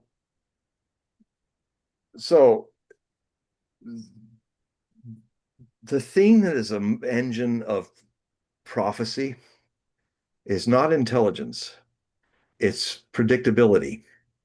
And what I've found is predictability is a very strong force in prophecy, which is basically unconscious. Unconscious people repeat mistakes. They don't learn from their mistakes. Unconscious people keep, whether they talk otherwise, their actions betray the fact that no matter how much we talk about how we should have um, maybe not have so many people and maybe be more balanced with the way we use the earth. That little bark beetle comes chirping in us saying, oh no, it's okay, we got more land and resources. Look at all those trees, you bark beetles. How can we eat them all? You know? Unfortunately, there's a bark beetle in this. And another thing that I studied firsthand as a pest as the ranch Oregon Commune, OSHA Oregon Commune pest controller. I was this one guy that did the whole 64,000 acres. And I see, it's a very simple thing. If you look at the rodent populations of the ranch in, Oregon high deserts, this means very hot, this continental desert kind of stuff. You have very hot summers and very cold winters with lots of snow and ice and stuff. So it's a harsh place for any mammal rodent to deal with. And of course, what the mammal rodents do that is so good for their survival is they're very fertile and they produce lots of babies. But here's the thing that gets in trouble with them. Those mammals that lived in the harsh times, when we came and built our buildings there and put our mobile homes on their parched land, suddenly these little mice were thinking, "Ooh, we've got shelter. We can go on the inside these and eat our way inside the basement areas of these little places, and maybe we can chew a few holes and get into their kitchen. Oh, they've got honey and they've got this and that stuff we'd never dreamed of eating." And so I know because I saw the holes, I had to plug them up in the different houses. And so they'd go down back. And suddenly, because there was so much more food, this isn't a rodent's world. It's like we've created America. We got all these goods and stuff. And so what do?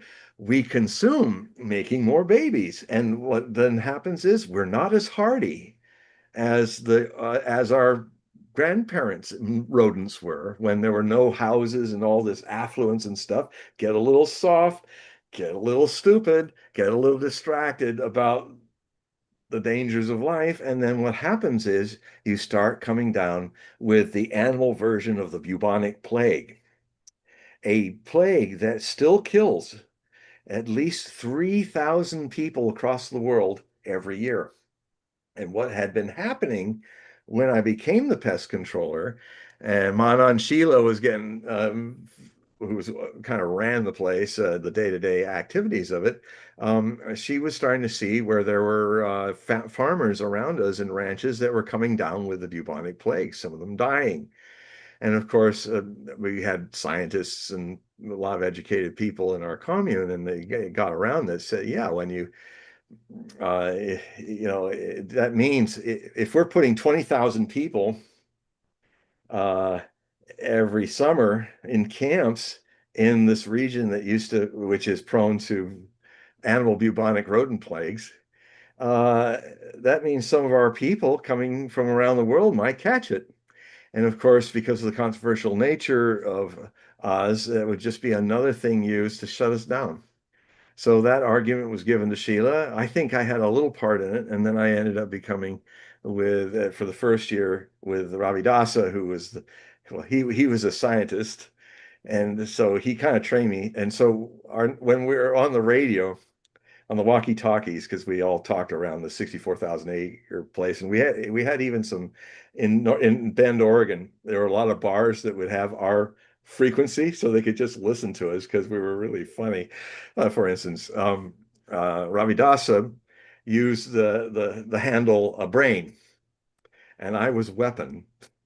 God's the one that did all the killing and eradicating. So he go, brain, brain to weapon. And I go, weapon. We got some rats over here, and the girls are on the chairs, and they're not coming down. And I think I got to go over there. I'll handle it. So it's kind of funny because Osho has a great sense of humor. I was called Dion John for the first few years of my life as a disciple of Osho, and then I felt one day I just felt like, okay, I've made peace with John. Now I'd like a completely new name, and I always felt like he had a really interesting name for me, but he held it back. Within 2 days, I got the paper from him, and he had written out I was now Swami Dhyan Arjuna, so I'm Arjuna. And if any of you read Hindu scriptures or the Mahabharata and all, I was this king in the Great Indian War. Bharat was what India was called in ancient times. There's actually been moves to drop the idea of India and call it Bharat. Um, anyway, so this great Mahabharata, the great Bharata war. Um, and there was this big battle, and Arjuna had the majority of the people were on the other side, and they were all the people that were his teachers, his archer teacher, and all. And they wanted the crown. He didn't even want the crown. Of course, that's why he got the crown, because like Aragorn, he didn't really want to be a king. He had no ambition. That can be sometimes your best kings. So he's got Lord Krishna, the avatar of the time, is his chariot driver. He's also king of Vrindavan. And what had happened is when he came to ask him to join his side, the head of the other army was there at his feet. And when Krishna woke up, he saw the guy at his feet from his afternoon nap, and he says, "I want your army." Can no, he said, "I want you to fight on my side." So Krishna saw him, and then he looked over at Arjuna, being who didn't wake him up and just was waiting. And he said to the enemy king, he said, "You can have my entire army. It's one of the best armies in India. But all I want, but Arjuna, he gets me." And Arjuna was overjoyed. That's all he wanted, because he was a disciple. "I just want you. I don't care about the army. I want you to be fighting with me." And he ended up being his chariot driver. And of course, what happened is he saw all the people lining out there on the fields, and they were all his role models. And he was having now to kill all his role models for this crown he didn't really want. So he freaked, and he got off the chariot and started crying and sitting up against the wheel. And Krishna came down. And what then happened is one of the small chapters of the Mahabharata that is now one of the most important Hindu scriptures in Hinduism, the Bhagavad Gita, where Krishna kind of spells out the whole reason of destiny and how you were, it's divine will that you were created as a soldier rather than a Shudra or Kshatriya or one of the other castes. And it's God's will that you're a great warrior, and you must fulfill God's will and kill all these people. Just anyway, um, I could go on about where I disagree about that, but it's just to be fair to Hebrews and everybody else and Christians. Yes, go ahead. We, we, I'm sorry, everybody. I'm really in a river flow tangent today. we have someone that typed in a question. So tomorrow is D-Day, quote, D-Day for the sanctions with Iran. So this person is asking, what do you think comes out of that sanction for D-Day? Major So escalation. first, I got to clarify it now. So the 60 days has already passed. Yes. So I'm assuming, and maybe he can type it in if I'm wrong. I'm assuming what he's talking about is a more recent Trumpian threat. Yeah. Is This is this the economic? He's going to give the mother of all economic. Yeah, that I'm starts thinking Monday. he's meaning that, or he or her. Yeah. No, that's what he means is the additional sanctions that are going to take place. Well, isn't it interesting? Sounds like a bit of a taco pattern, uh, Trump tacoing, because today is Sunday night here in the Right. Pacific Northwest. Tomorrow is the opening day of the stock market. Right. So if that's the deadline, uh, Trump might go taco again. Trump always chickens out. That's what the TA what taco is about. So Well, he'll what is he'll talk about some, "Oh, I did something wonderful, now we're talking," which not, and then just and make a few $100 million for his family completely illegally. And nobody's this is before another thing about our completely lawless government right now. before our show, I looked at the energy market, Mm. the oil futures market, and it was trading down. All right. And so it was trading at around 85, $84 a barrel. It was trading intraday on Friday at around 87, $88 a barrel. So if D-Day, all right, tomorrow with these, Donald Day. yeah, yeah. Well, you know what's amazing with Trump, and this is going on a tangent here. You know, what's amazing with Trump is that in a negative way, it's all about like some sort of commercialization Yeah. spin. It's, you know, it's not really about substance. It's all Yeah. about marketing. So this Well, D and Day, it's all about him coming on top any which way he can. right? Okay, so the point I'm making is before our show today, the market for barrels of oil, the cost for barrels of oil have been going down. The futures market's going down. You would think that with additional sanctions, secondary sanctions, that Besant is saying is going to happen, that there would have been a tick up with oil because there's more instability. So just to finish the question that Mhm. this individual asked is what do you think comes out of that? Major escalation against China, Xi canceling his trip to the United States, Could happen. or Iran's response like charging fees in the Strait. You would think that there would be an escalation, you know. Well, first off, this is futures. This is kind of a prophecy chart thing. It's not actually, it's called futures because it's hoping that if they if they predict something lower that somehow people are going to do that. But it's not, the actual when the barrel is out of the ship or worse, there's no ship and no barrel, and you've been losing your reserves. There's going to come a point where this fantasy land of speculation is going to hit reality.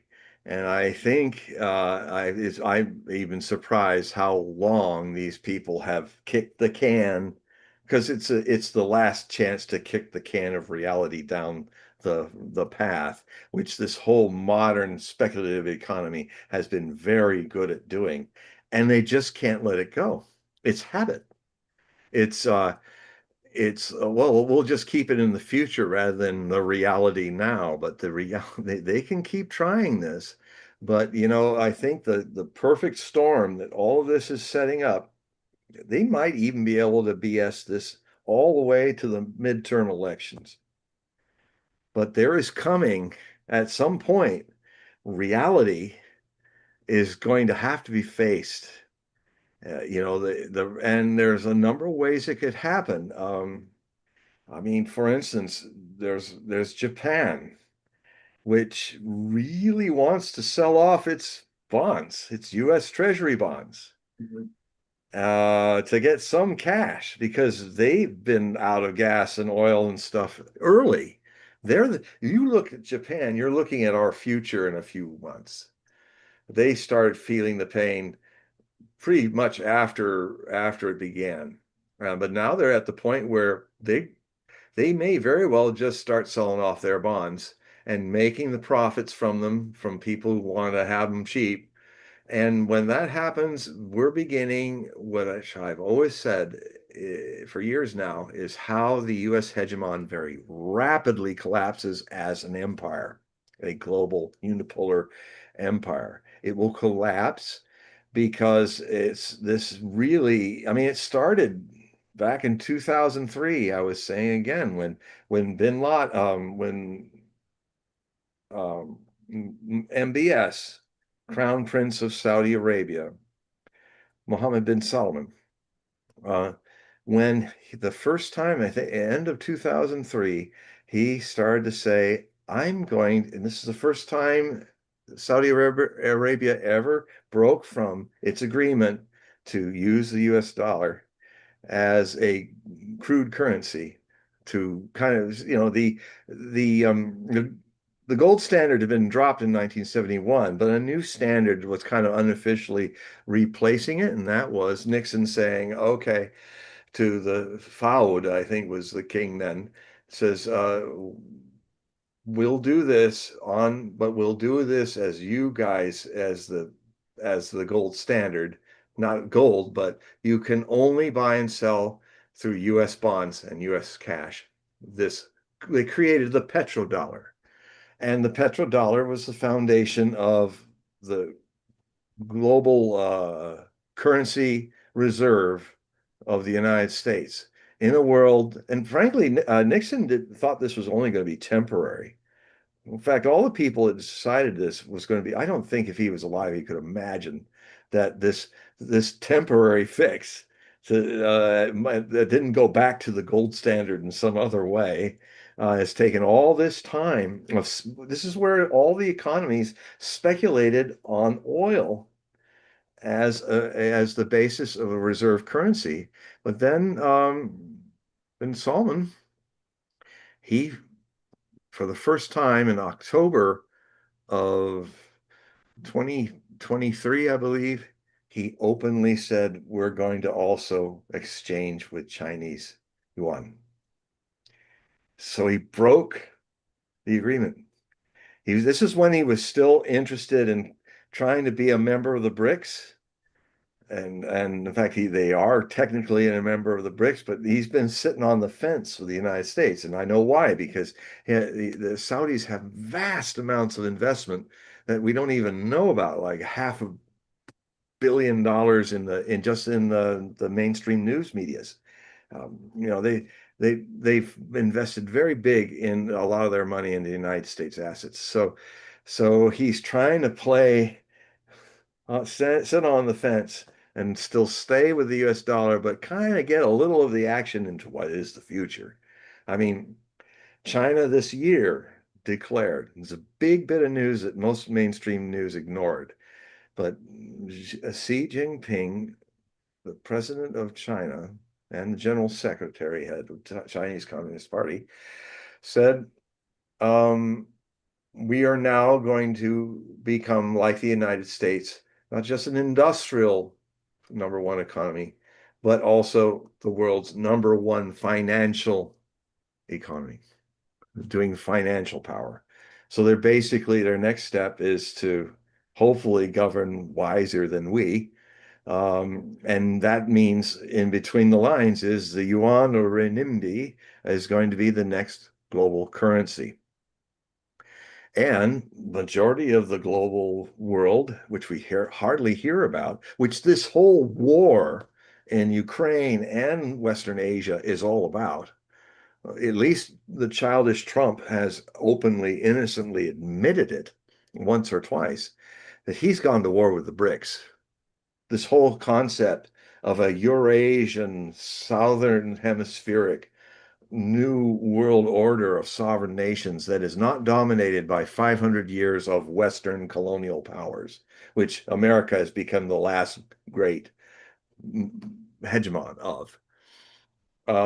This he has enough understanding to understand that the Achilles heel of the great atlas holding up the world, which is the United States, is the US dollar being turned away from by a world that has other options that it didn't have once the US dollar was number one.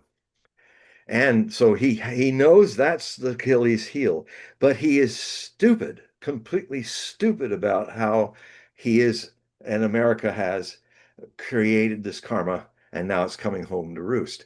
I mean, the first thing I would advise Trump to do, if you ever listen to me, would be, well, it's very simple. You have one of your magnificent brain farts, type it in, and the brain fart that you will have might have some effect. You unilaterally erase every sanction the United States has put on everybody through economic US dollar pressure. You clean the dollar of all of that and say, okay, we're done with that nightmare. Now you can use US dollars any which way you want, but you use them, not yuan.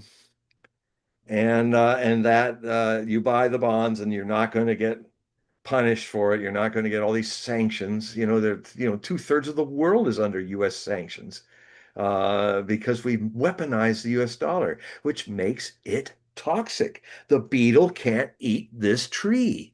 He's going to go and eat off another tree, that welcomes him to eat the wood. And so basically the United States, cut their own throats economically with this. And now it's coming home to roost. And it's just taking a long time because what is a finance, we dropped Glass-Steagall. Thank you, Bill Idiot Clinton. What an idiot. Slick Willie brought down Glass-Steagall, which Roosevelt had established during the Great Depression, because what happened in the Roaring 20s, 1920s, is that speculation, this whole idea of a casino economy, was made where people could just speculate and make money on nothing. And what it did is they took a lot of the wealth and interest away from the real economy that makes things for people, that what people need and what people want. And then, so it was the first experiment with this disastrous situation that we're now in today, where, so when Roosevelt, I think in 1932 or 33, in his first term, he basically put a wall between the real banks and the speculation in the stock market. And what that did is create the greatest economic boom and profit making and growth of economics in the human history. This huge growth thing that lasted all the way up until the late 90s, when Bill Clinton dropped the firewall between the two and made speculative economy equal to real money economy. And it all started going down from there. And now, it's, I've been writing about, there was the Great Depression. I've been writing about how 2008 was incorrectly called the Great Recession, and how we've been in it ever since on a drip. We're hooked into the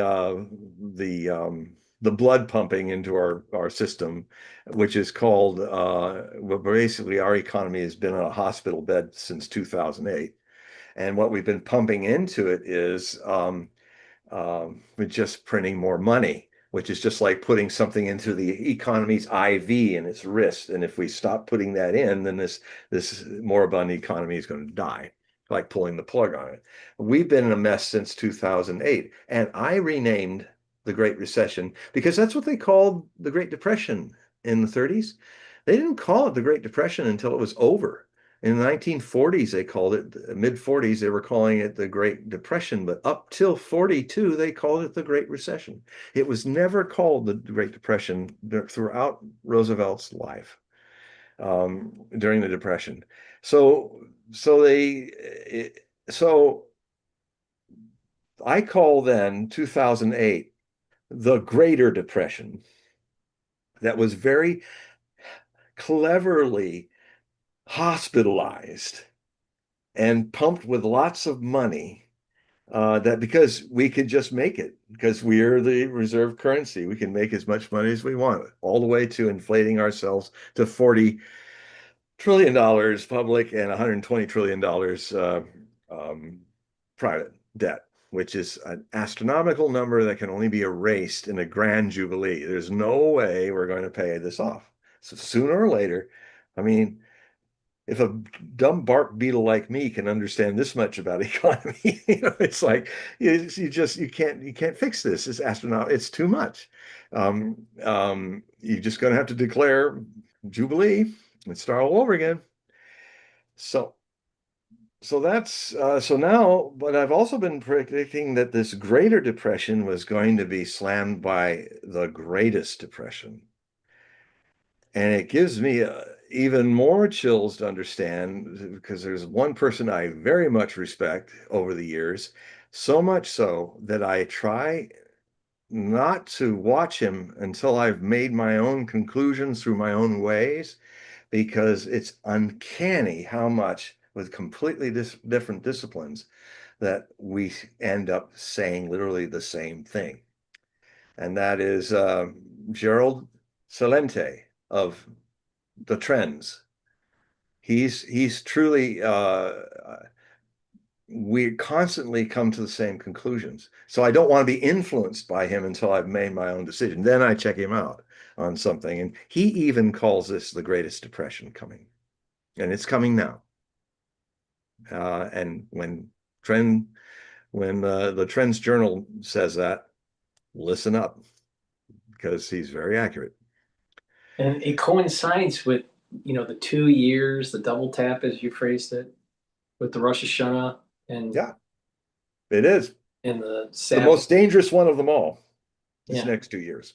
And it's just a few days away, September 11th. right, It's right. going to start. And it's going to be going all the way through 2028 when the shofars in September or October, I can't remember which, in the Rosh Hashanah, New Year of Judaism, can blow again. And we have a lot of debt in the country. We're at 122% Yeah. debt to GDP ratio. There's problems in the bond market. People are afraid of AI taking jobs away. Yeah. They're There's right to be. there's instability with the Trump administration. Yeah. War, around the world happening.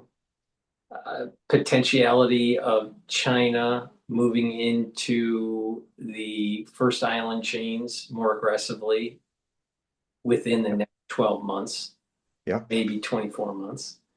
So a lot of these things are happening, plus the derivatives market, going back to what you were saying about the firewall being taken down during the Clinton administration. There was a point in time during the around 1995 when our debt to GDP ratio was around 60, I want to say about 61, maybe 64. And it came down to about 55, about near the end of his administration, Clinton's administration. And then it started ticking up.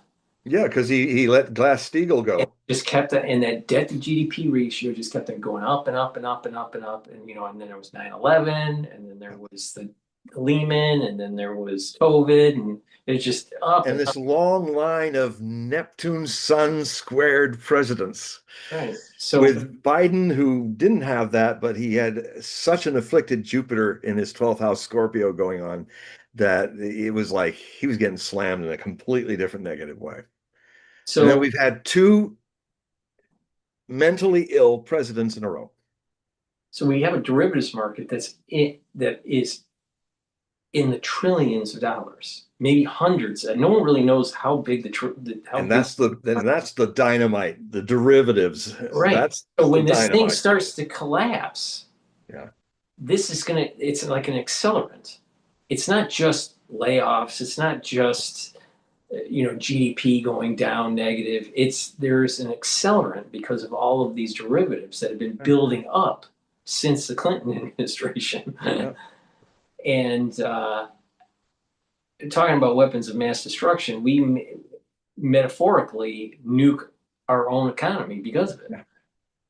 There'll be like this almost like self-detonation that takes place. Yeah, so we just filled our economy, speculative economy, with amount of fake money. Each dollar of it is like a nuclear bomb, and of fakeness. And we've got these astronomical numbers that nobody in their mind can relieve the debt. I've heard some really fanciful ideas, like Trump was going to put it in his one of his coins and put the whole U.S. debt into a thing and take all its value away, because that's the other thing that could happen. We're going to almost a little over a century ago, Germany, I think we're going to face something Germany faced, where, oh, I'm going to go out and get myself a piece of bread. Okay, well, do you have 500 million Deutschmarks? Yeah, I've got it in the tractor here. I'm just going to haul it down from the farm to the shop and buy a loaf of bread, because literally it was this. You had to have mountains of cash just to have a cup of coffee. It fortunately didn't last long because it's ridiculous. You can't. This is where it just gets, you know, Capitalis is the word that is the basis for capitalism. And what it means is it's all in our heads. It's this very Aquarian age idea where just like Bitcoin becomes valuable, it's just a Bitcoin is just a very complex mathematical number that takes overheating a bunch of systems, computers to make. It has a limit, but it has this quality if we all agree to it, if we all think there's a value to it, that literally makes it a mathematical gold reserve.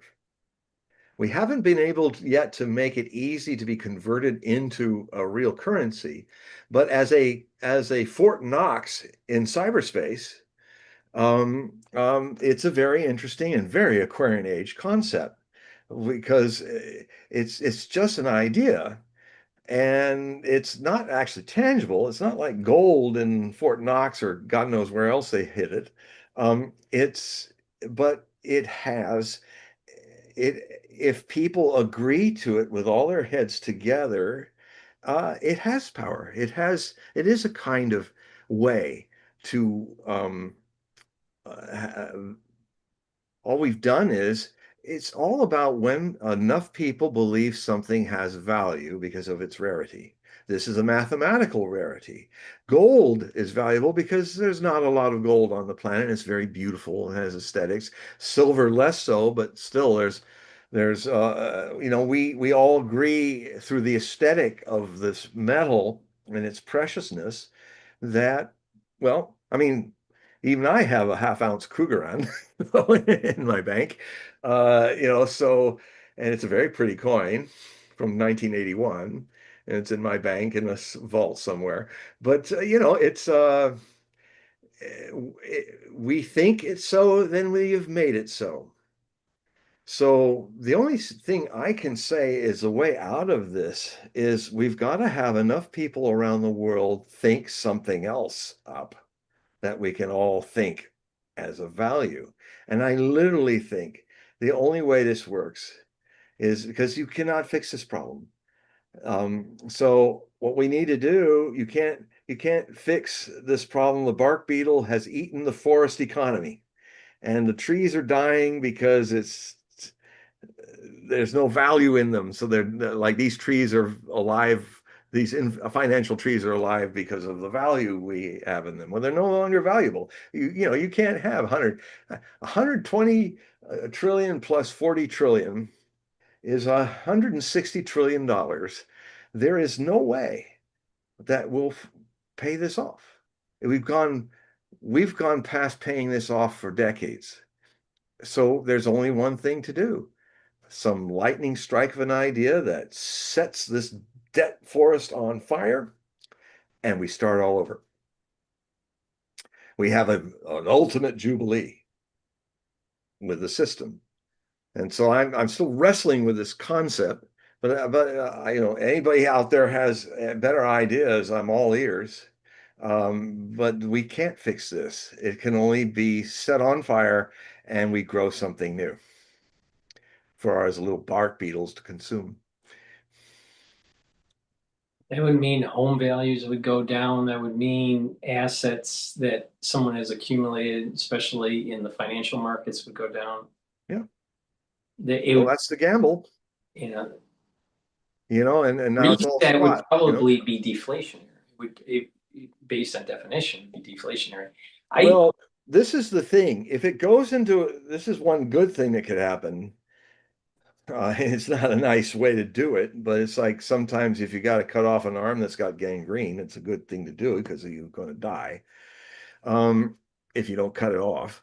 What will happen is it will be inflation. But what happened to the Weimar Republic in Germany was it was about 2 years of this where it got so catastrophically bad that it deflated to where it was worthless money. And because then they were able to pay it off. Because I don't still understand. I'm not an economist, so I don't understand how that works. But apparently, the deflation will make that 160 trillion public and private debt uh, affordable to pay off because it's worthless. Here's a buck. I paid it off, What and I start see, all over again. where the problem, where I see the problem is that the Federal Reserve is printing too much money. All right, and there's Well, that's the IV that's kept this thing right. alive Right. since the So the so-called Great Recession. this Federal Reserve has these targets. Unemployment rate needs to be low and the inflation needs to be at 2%. But we're getting to a point because of artificial intelligence and just a digital economy where if the Federal Reserve could track all transactions, all right, so we have a digital dollar and all transactions are tracked real time, then they will have an algorithm or can have an algorithm that can justify what the monetary base needs to be digitally for at any given moment. So there would be never inflation. Ah, that's the big trick of that. Yeah, it'll all be good. Like uh when everybody's financial transactions are absolutely watched by a totalitarian AI regime, Right, right. Well, uh now, then now you uh have the then we will privatization. have the glorious new world. Excuse me. But the thing is that Dr. Strangelove. no, you're right about this. The thing is that to take away the human element out of the Federal Reserve because it can be manipulated. If there could be an algorithm that is used that can automatically adjust what the monetary base is at any given moment in time, you would never have inflation. Well, Because there's the moment when the data is showing that there's inflation, then that means that someone's manipulating the algorithm. yeah. It's there's a Yeah, self-correcting. well, like even the president is brazenly doing it. Yeah, and that's a crime. He actually should go to jail and be kicked out of. He has committed some. His wealth of his family business has exponentially gotten larger since he's been, especially in his second term. I thought the former Speaker of the House was bad. She was really brazen with it, but he's over the top, and everybody's just going, "Oh, okay." There should be federal people coming in and arresting his butt and taking him out, or there should be people, but they're all doing it. I mean, this is also the Congress that the best APAC money could buy. It's not just Donald, it's all lawless. It's become a very lawless thing. And what my concern is that uh, we're going to then surrender. The problem has been human unconsciousness and human greed. But we're now going to give it to a machine that's inhuman. I don't think that's going to work. But then I guess we're going to have to go through a digital fascism. And hopefully it doesn't end up with this being the Forbin Project, a most prophetic movie from the mid 60s, where they created a supercomputer and gave it, and it became intelligent and it was wired into everything.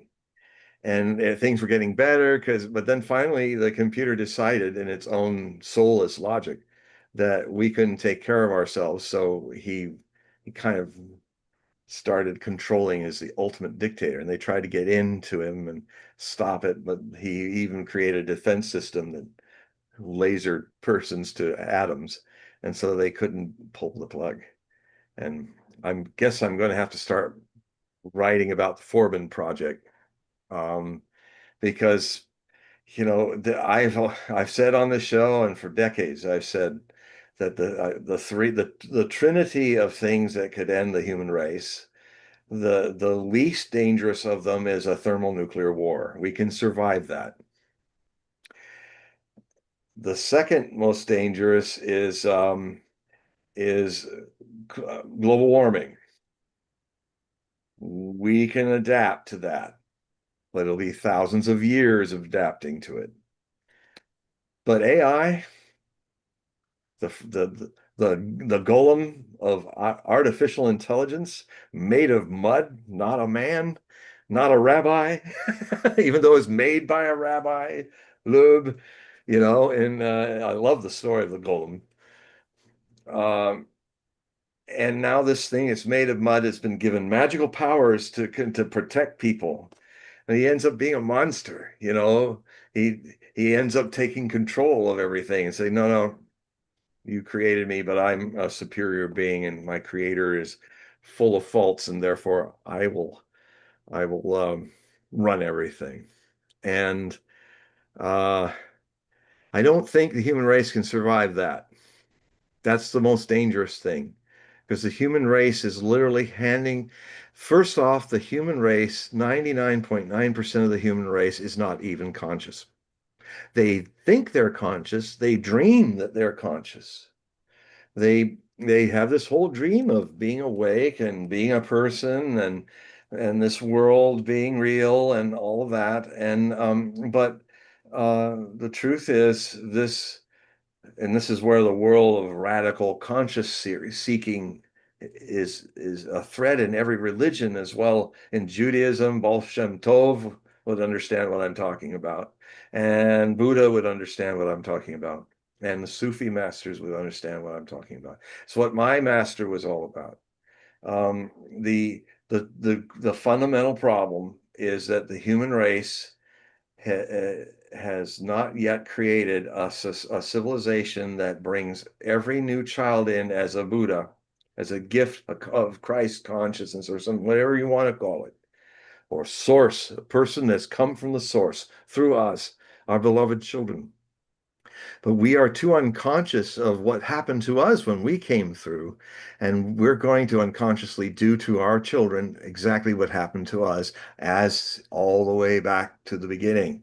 And that is, we we want our children to get along in this world of dialectics and ego and competition and all of that, and we make them forget the thread of the divine source that they brought into the world. And without that intelligence, this is true intelligence. Innocence, it starts as something innocent. Rather than shut that down and put a mask, a persona, a personality in its place, is the fundamental cause of what could be our ultimate extinction. Because we are not we are not even aware of this gift that we have, all of us being born are bringing. We're bringing the source. We're bringing godliness into the world. The creator itself is what is this spark inside of us. And we can train in this visit. Also, the thing is, fundamentally, this reality is never born and never dies. It's only visiting in these forms.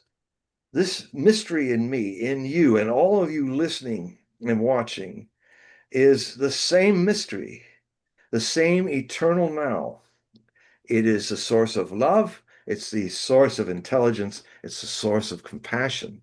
But everybody gets coated with an ego and are trained to forget this greatest gift that every living being that has been born has come into the world with. And we keep suppressing it with ego, with this illusion that we're separate from entities, we have a will, and our separate will can change things.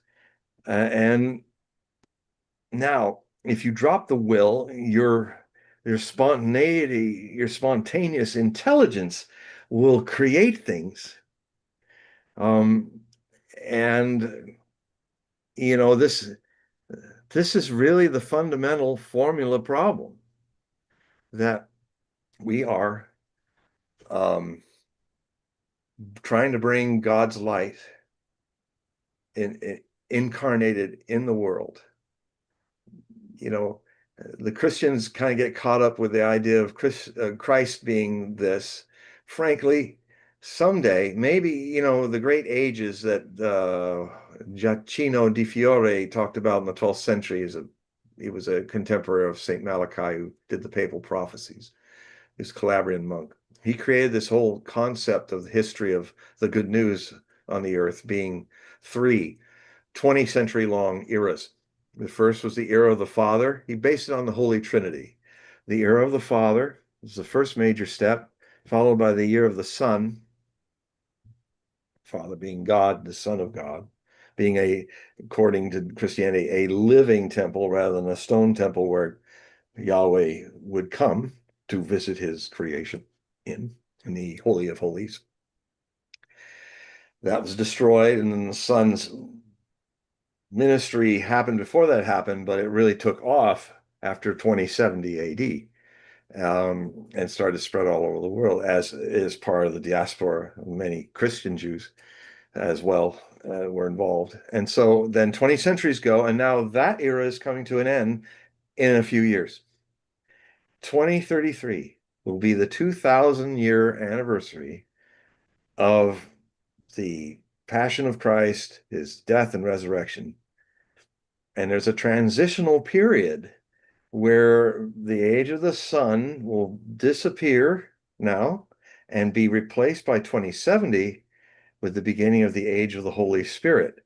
And hopefully in the next 20 centuries, what we'll see is an end to this breaking of the thread of eternity that every child brings into the world, that we will start to see religiousness not be suppressed.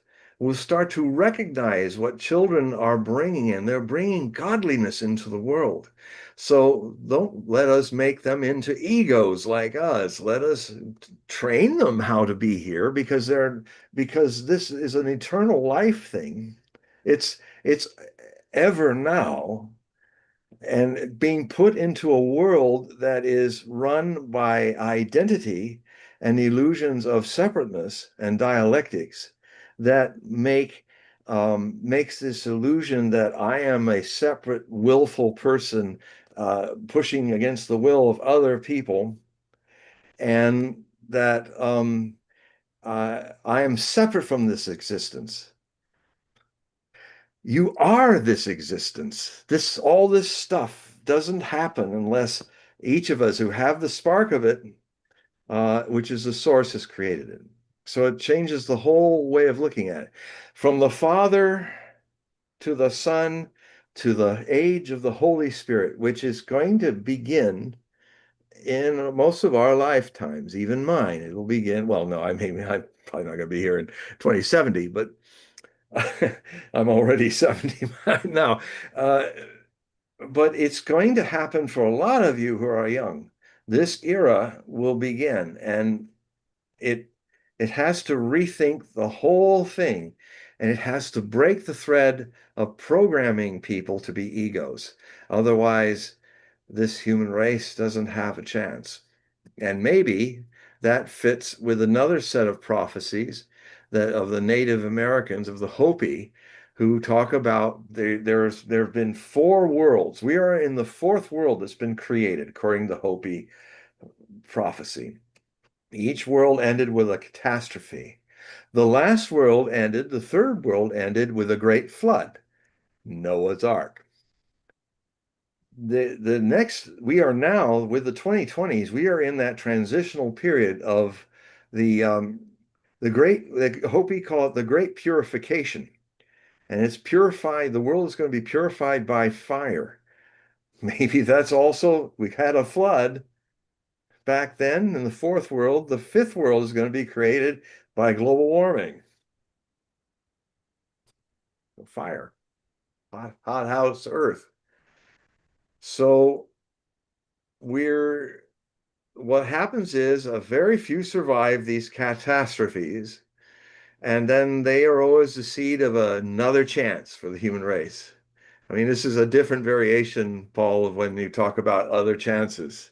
This is, and it's a theme that's in many religious sacred movements and stuff, and when they look into the future.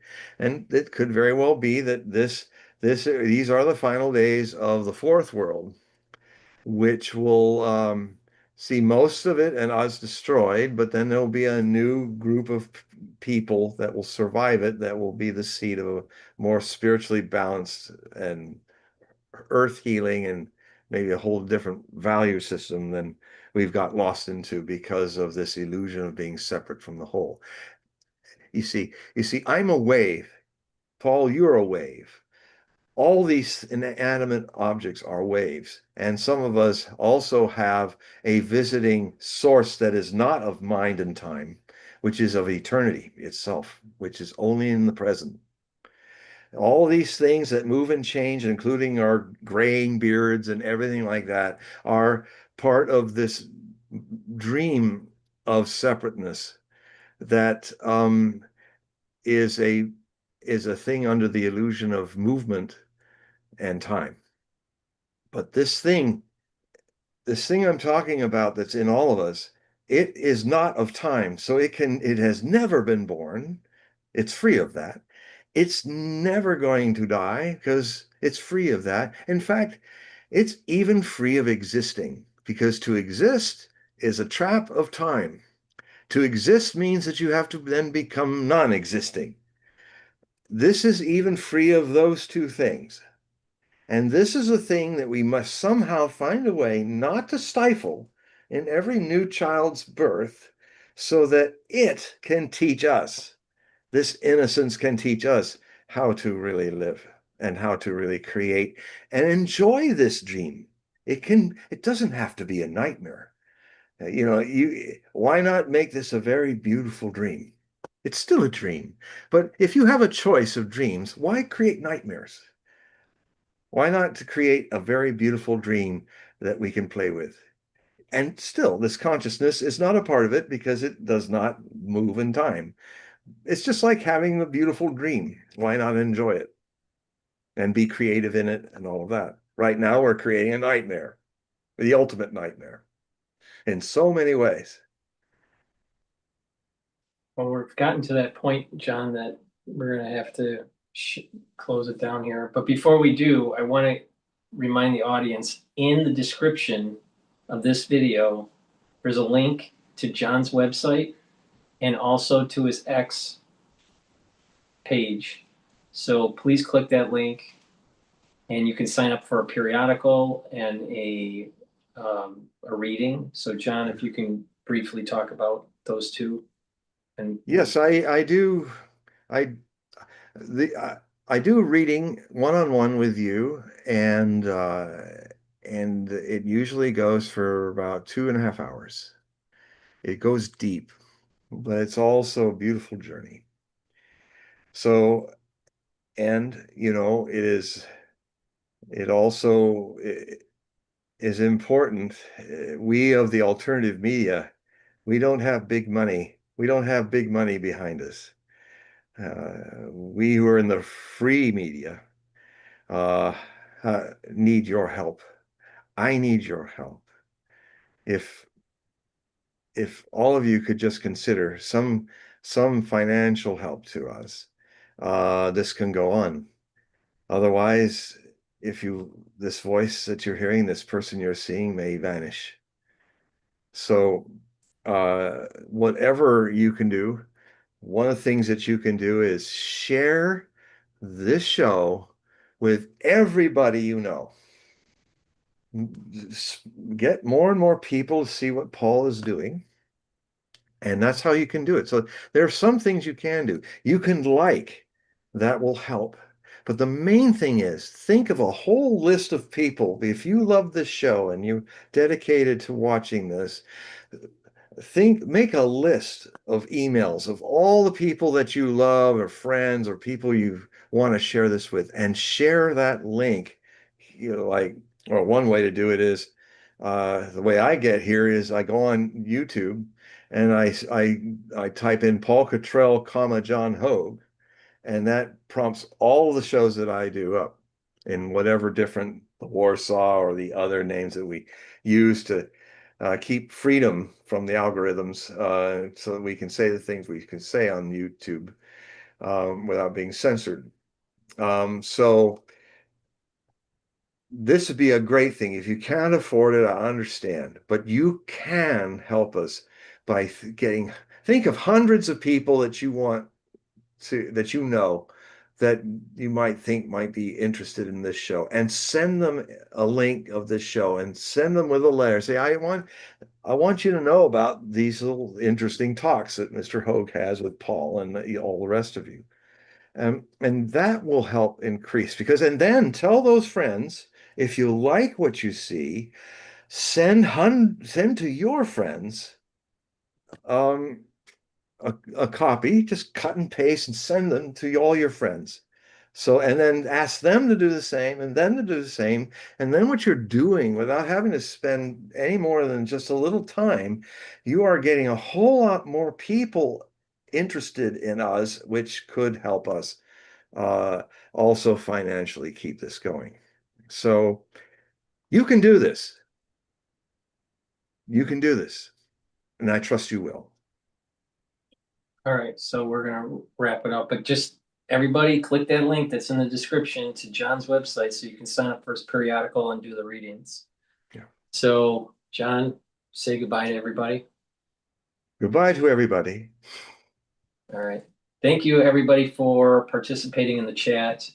And we're going to be doing this in another 2 weeks. Yes. Everybody, good night. Good night.